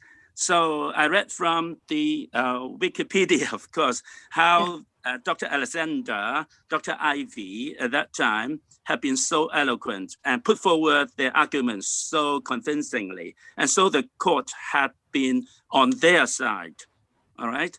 But so this is very controversial still. That means in Japan's case, they were not penalized, all right? Yes. So world is like this. So what I mean is, while the truth could be difficult to be confirmed sometimes, just like what had been happening in America, we still outsiders could not know what's wrong or not. But then as a pediatrician, I applauded the courage and the dignity of the pediatricians in America last year who signed as a conjoint effort to, disagree with Donald Trump's policies or decisions against his solutions to approach to the COVID-19 at that time. I mean, how he is, Mr. Donald Trump was quite, at that time, demonstrated to be not following the scientific evidence or guideline at that time. And also the editors of the New England Journal of Medicine had concerted efforts to denounce what Mr. Donald Trump had done at that time. So in fact, doctors of the medical professions could have solidarity, could have a joint efforts to give our voice for justice and action as well. But we have to be very careful on which side of the battle we are giving the influence to the population. So we must be very prudent and think twice or thrice before we have the action. And of course, in the researches and the clinical disease, I totally agree what the eloquent speakers tonight had presented. Thank you very much. Thank you. I'm sorry, I have to leave early tonight because I have an emergency call from the hospital. Thank you, Dr. Alvin. Thank you so much. Thank you, Alvin. Thank you. Thank you. I will be grateful if the presentations tonight or the recording could be available to us later. I know that means a lot of work for you and Professor Derek, but I will be grateful if they could be available later. We will send it to you. We will send it to you, Dr. Alvin. Thank you very much. It shall reach you. Thank you very much. Thank you so much. Happy New Year, everybody. Happy New Year. Yeah, thank you. Bye. Thank you, Dr. Alvin. We will go to Dr. Lincoln. Dr. Lincoln. You can unmute yourself, Dr. Lincoln. Lincoln Ferreira. Dr. Lincoln is the president of the Ibero Latin American and Caribbean Medical Confederation in Brazil. Can you unmute yourself? Thank you. Okay. Yes, we can hear. Well, first of all, thank you very much to Dr. Russell de Souza for the kindly invitation. Also, my congratulations to all the lecturers. I've had the opportunity to learn a lot with you.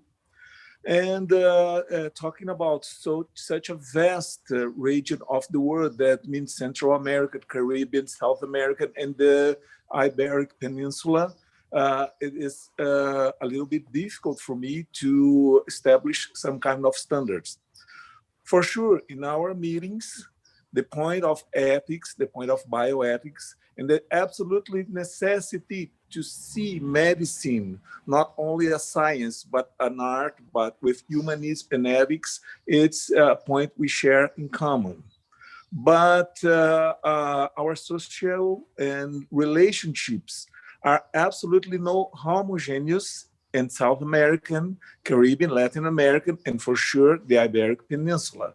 There are different levels of social and political evolution among our countries. And all discussion here points me for an instance for what happens to some colleagues in Central America. Then when there are some riots against the local governments, and the doctors had doing their duties in their hospitals, seeking for people that had been affected by the manifestation. And they're just looking for, they're taking care of them. And they were charged of participate of a terrorist act. So that means ethics really changed from time to time, from region to region. And of course, what happened in the Second World War, Dr. David Barnes has, in his words, said, we must learn, we must record, we must not repeat. But also my friend Angelique Coates from South Africa said, it remains. And for sure, we not discuss it with the importance that it has, particularly in my country, in Brazil. I think none of our more than 300 medical schools had it as an isolated item of their curriculums. So we must have a lot of words here. And I finished my very broad considerations due to the region I'm representing here with the words of Ottma Clover, that as a doctors, in fact, as leaders, as opinion formers, as an educated one, we are not allowed ethically, morally to hide behind laws, behind the political stated by the authorities that eventually are in charge in our countries. Thanks a lot for the attention. I'll be, of course, at disposition for further considerations. Thank you very much. Have a very nice day. Have a very happy and I think better year of 2021 for everyone. Thank you very much. Thank you, Dr. Lincoln. Thank you, That's so true. What you say, for different countries, there seems to be a different yardstick when it comes to ethics. And it also depends on the political regime and what Dr. Alvin in Hong Kong was saying, that at the same time when the Nazi experiments were going on, there was the Japanese Unit 731, which was happening, and they were not judged, whereas the Nazi doctors went straight on trial and, the outcome was different. So, and I also agree with what Dr. Angelique said, it's still continuing. And we are not have we really progressed in terms of understanding from our history?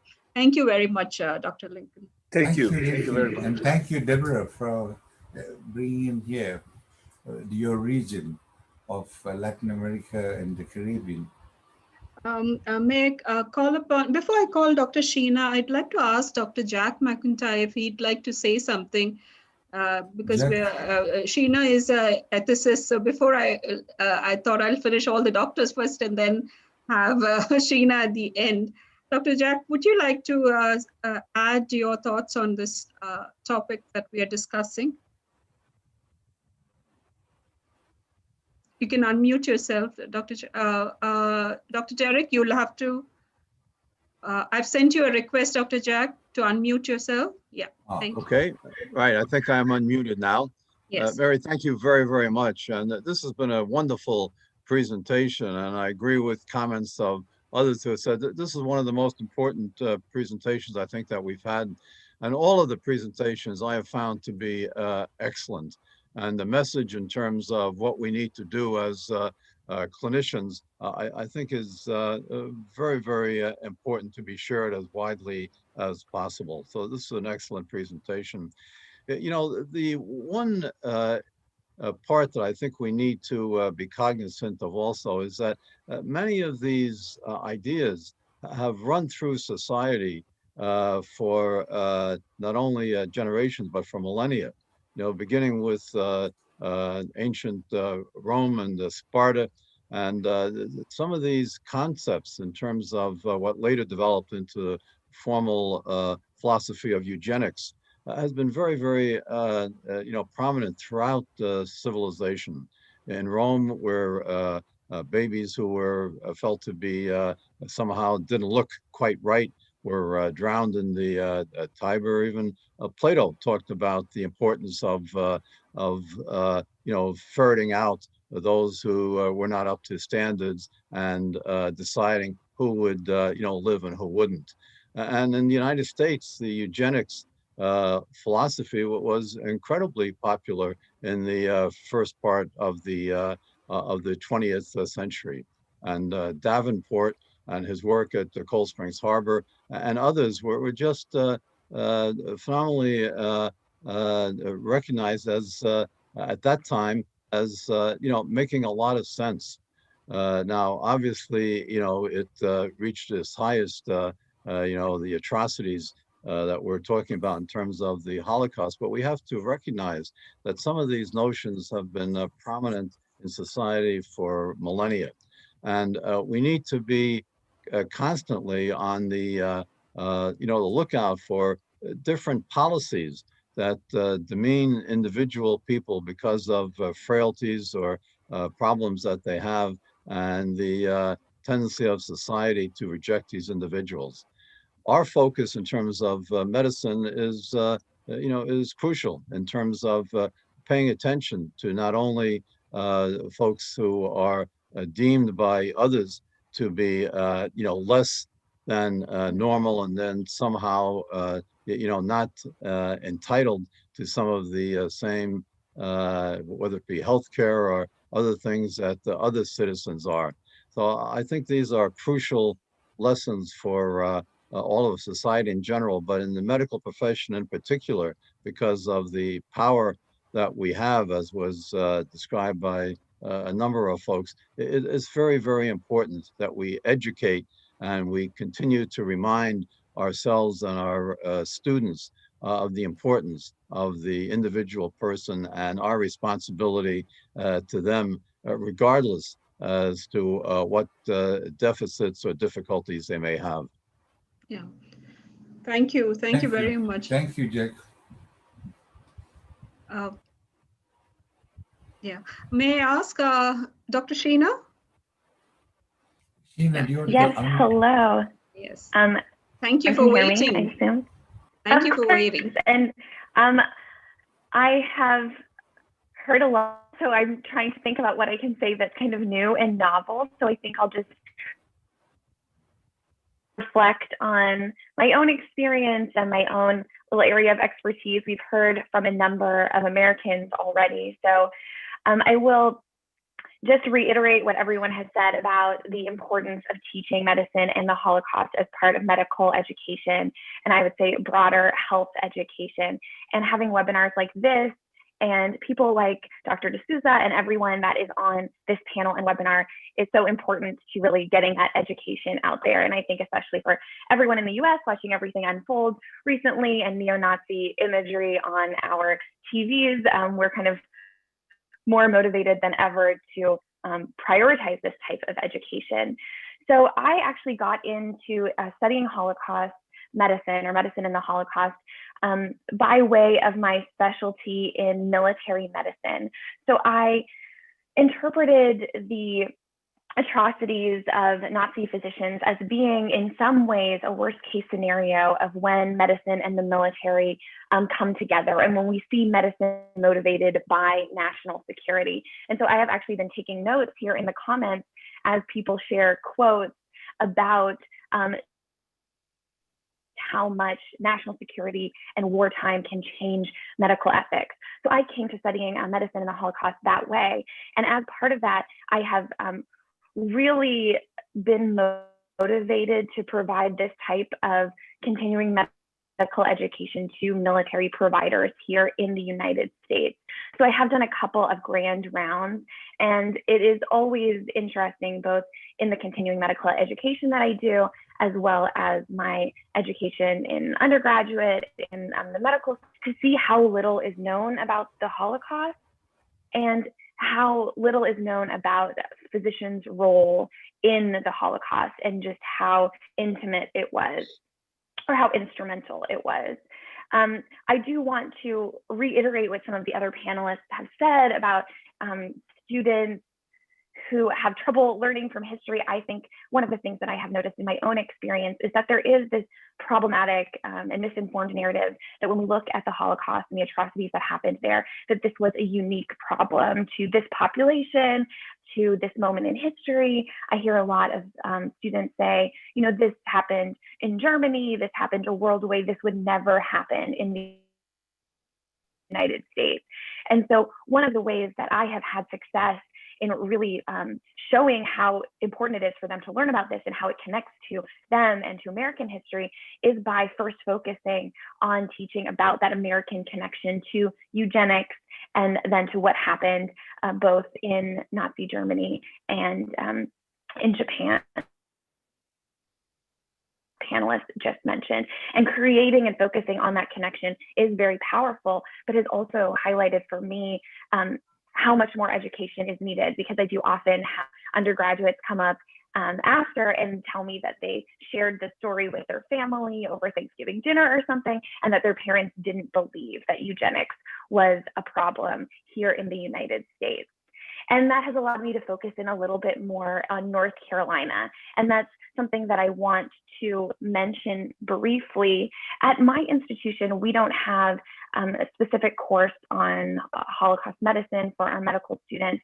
And we don't even have a specific course on research ethics for our medical students. We do, however, have a research ethics course that is mandatory for doctoral students.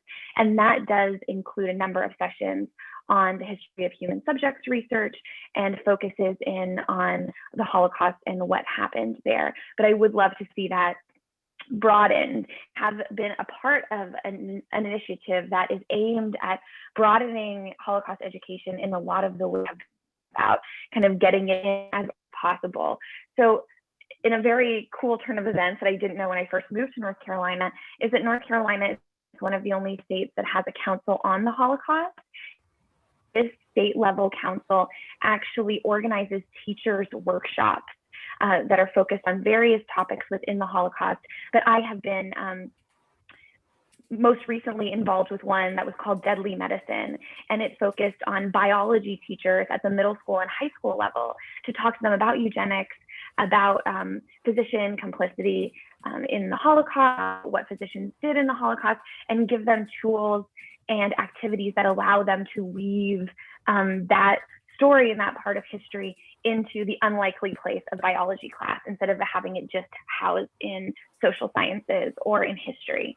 And I think that is really the key to get this and to talk about the Holocaust whenever we can, instead of avoiding it or instead of putting it only in kind of Holocaust studies classes. Besides that, everyone has really said everything the points over the last 2 hours. Thank you, Dr. Exactly. Sheena. So I will end just by thanking everyone and thanking you to be part of this. Thank you, Dr. Sheena. Just a last thought for everyone.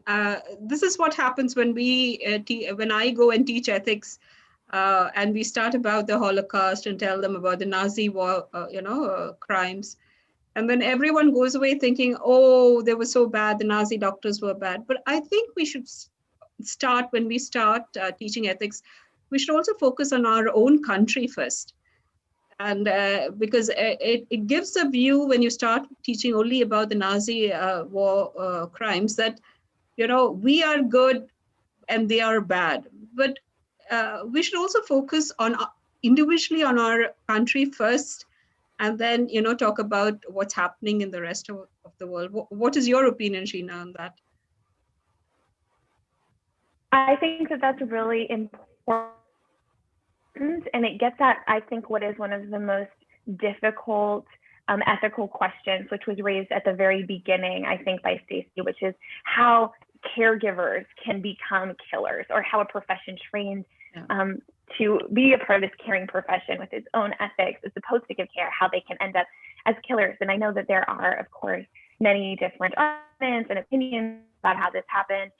But I think that one of the ways that we can understand it and prevent it is by understanding that it was part of a broader global phenomenon known as eugenics and racialized medicine. This normalized and legitimized a lot of behavior that then we saw go crazy in the Holocaust. So in my own teaching, I of course focus on things like the Tuskegee syphilis study, some stuff by Henry Beecher, to show that this is not a problem over there. This is not a them problem. This is an everyone problem that we need to grapple with and learn from.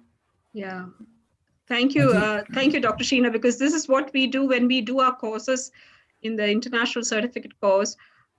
We teach about the Nazi war crimes and everything, but then we do, for our Indian students, we do have a separate section on the transgressions of research ethics in India, so that they're because otherwise they think everything is in the West and nothing happens in your own country. So it's very important for us to, also look inward first before we talk about what is happening outside. So thank you very much to all our panelists and all our speakers. It's been wonderful. I think Dr. David Barb has left us, I think. And, he just left.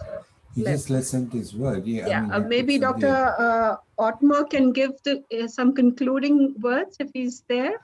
Dr. Ottma? Just to add to what Dr. Mary said, for our courses, the Department of Education, we have certificate courses. We've now introduced, because we have students from all over the world, Dr.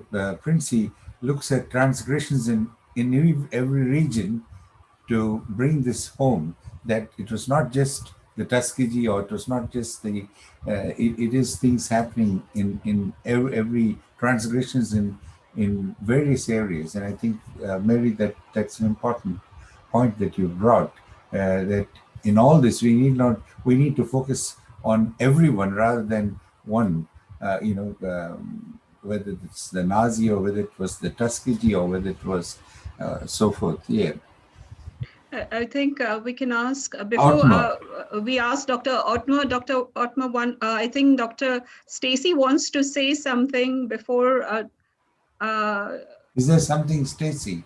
Stacy, yes, you want to say? And yes. Dr. Derek, could you please unmute Dr. Ottma also? Thank you. Thank you.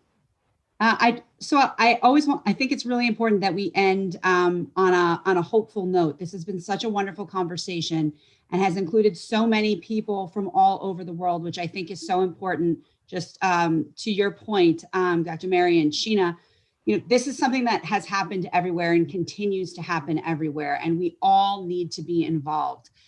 So rather than this just being a conversation that we have today or just a conversation that we have this week, I want to encourage everybody to get involved. We shared some information about programs that are happening later in the week. We've talked a little bit about the UNESCO's Department of Education, the International Certificate course. We also have a Department of Bioethics and the Holocaust through UNESCO. We work together to run educational programs. But I think the important thing is to keep this conversation going. We have a lot of very, very passionate people in the field who want to help. So if you are interested, please use this as a call to action to start a program where you are. We can help. We're working on a book right now, Bioethics and the Holocaust, a comprehensive study in how the Holocaust continues to shape the ethics of health, medicine, and human rights. We're developing a multimedia curriculum. We're working on immersive experiential learning, where we take not only students from medical schools, but also students, undergraduate students, college athletes, to Auschwitz, to South Africa, to learn about these things, because we have to combine both education and advocacy. We have to make sure that when we see injustices like this happening, we stand up and we speak out. So in addition to saying thank you to everyone for being here, I really just want to invite you to stay engaged in this conversation. We are all here and eager to help in any way that we can. So please, let's use this as a starting point. Thank you so much. Thank you, Stacy. I think we'll give the final words to Dr. Ottma. Thank you. Thank you very much. Thank you, Mary. This again has been a very excellent lecture. I really enjoyed the discussions which you have made and the comments that have been made. I think I didn't find anything that I wouldn't agree with. What I would like to say is we at the World Medical Association, we deem, of course, the historic perspective always very important. Important to learn from where we came and where we may want to go to. But for us, it's also important to look into the future and into the now. And to that extent, I must tell you, we are far away from being in an ideal world.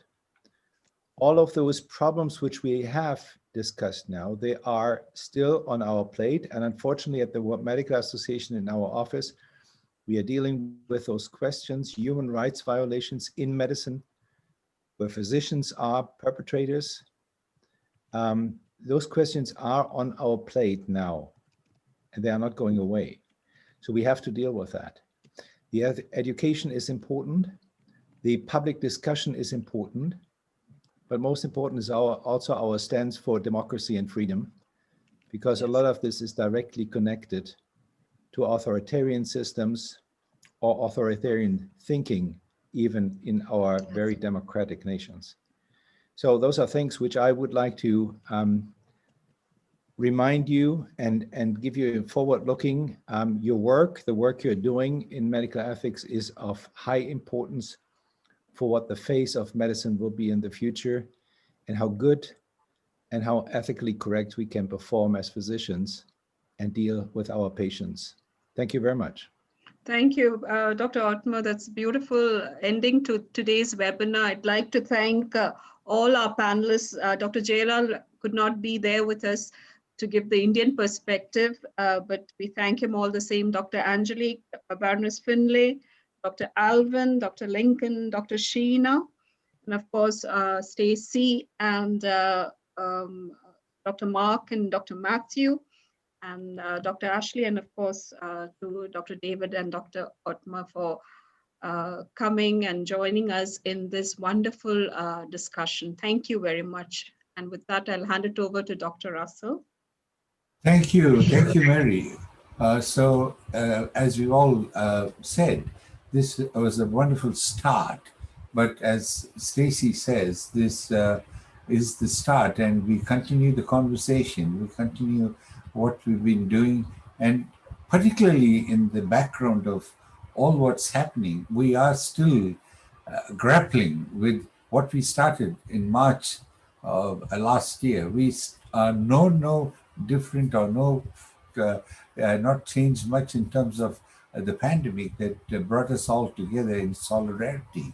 And this continues to be our goal, and we will continue with the conversation here, particularly as Ottma said, this is an important place that we, forum that we have, bringing the medical profession, the healthcare. So we have in this program nurses, we had the physiotherapists, we had the pharmacy, we had economists come together, and I think we brought all this together ultimately with dealing with understanding the suffering.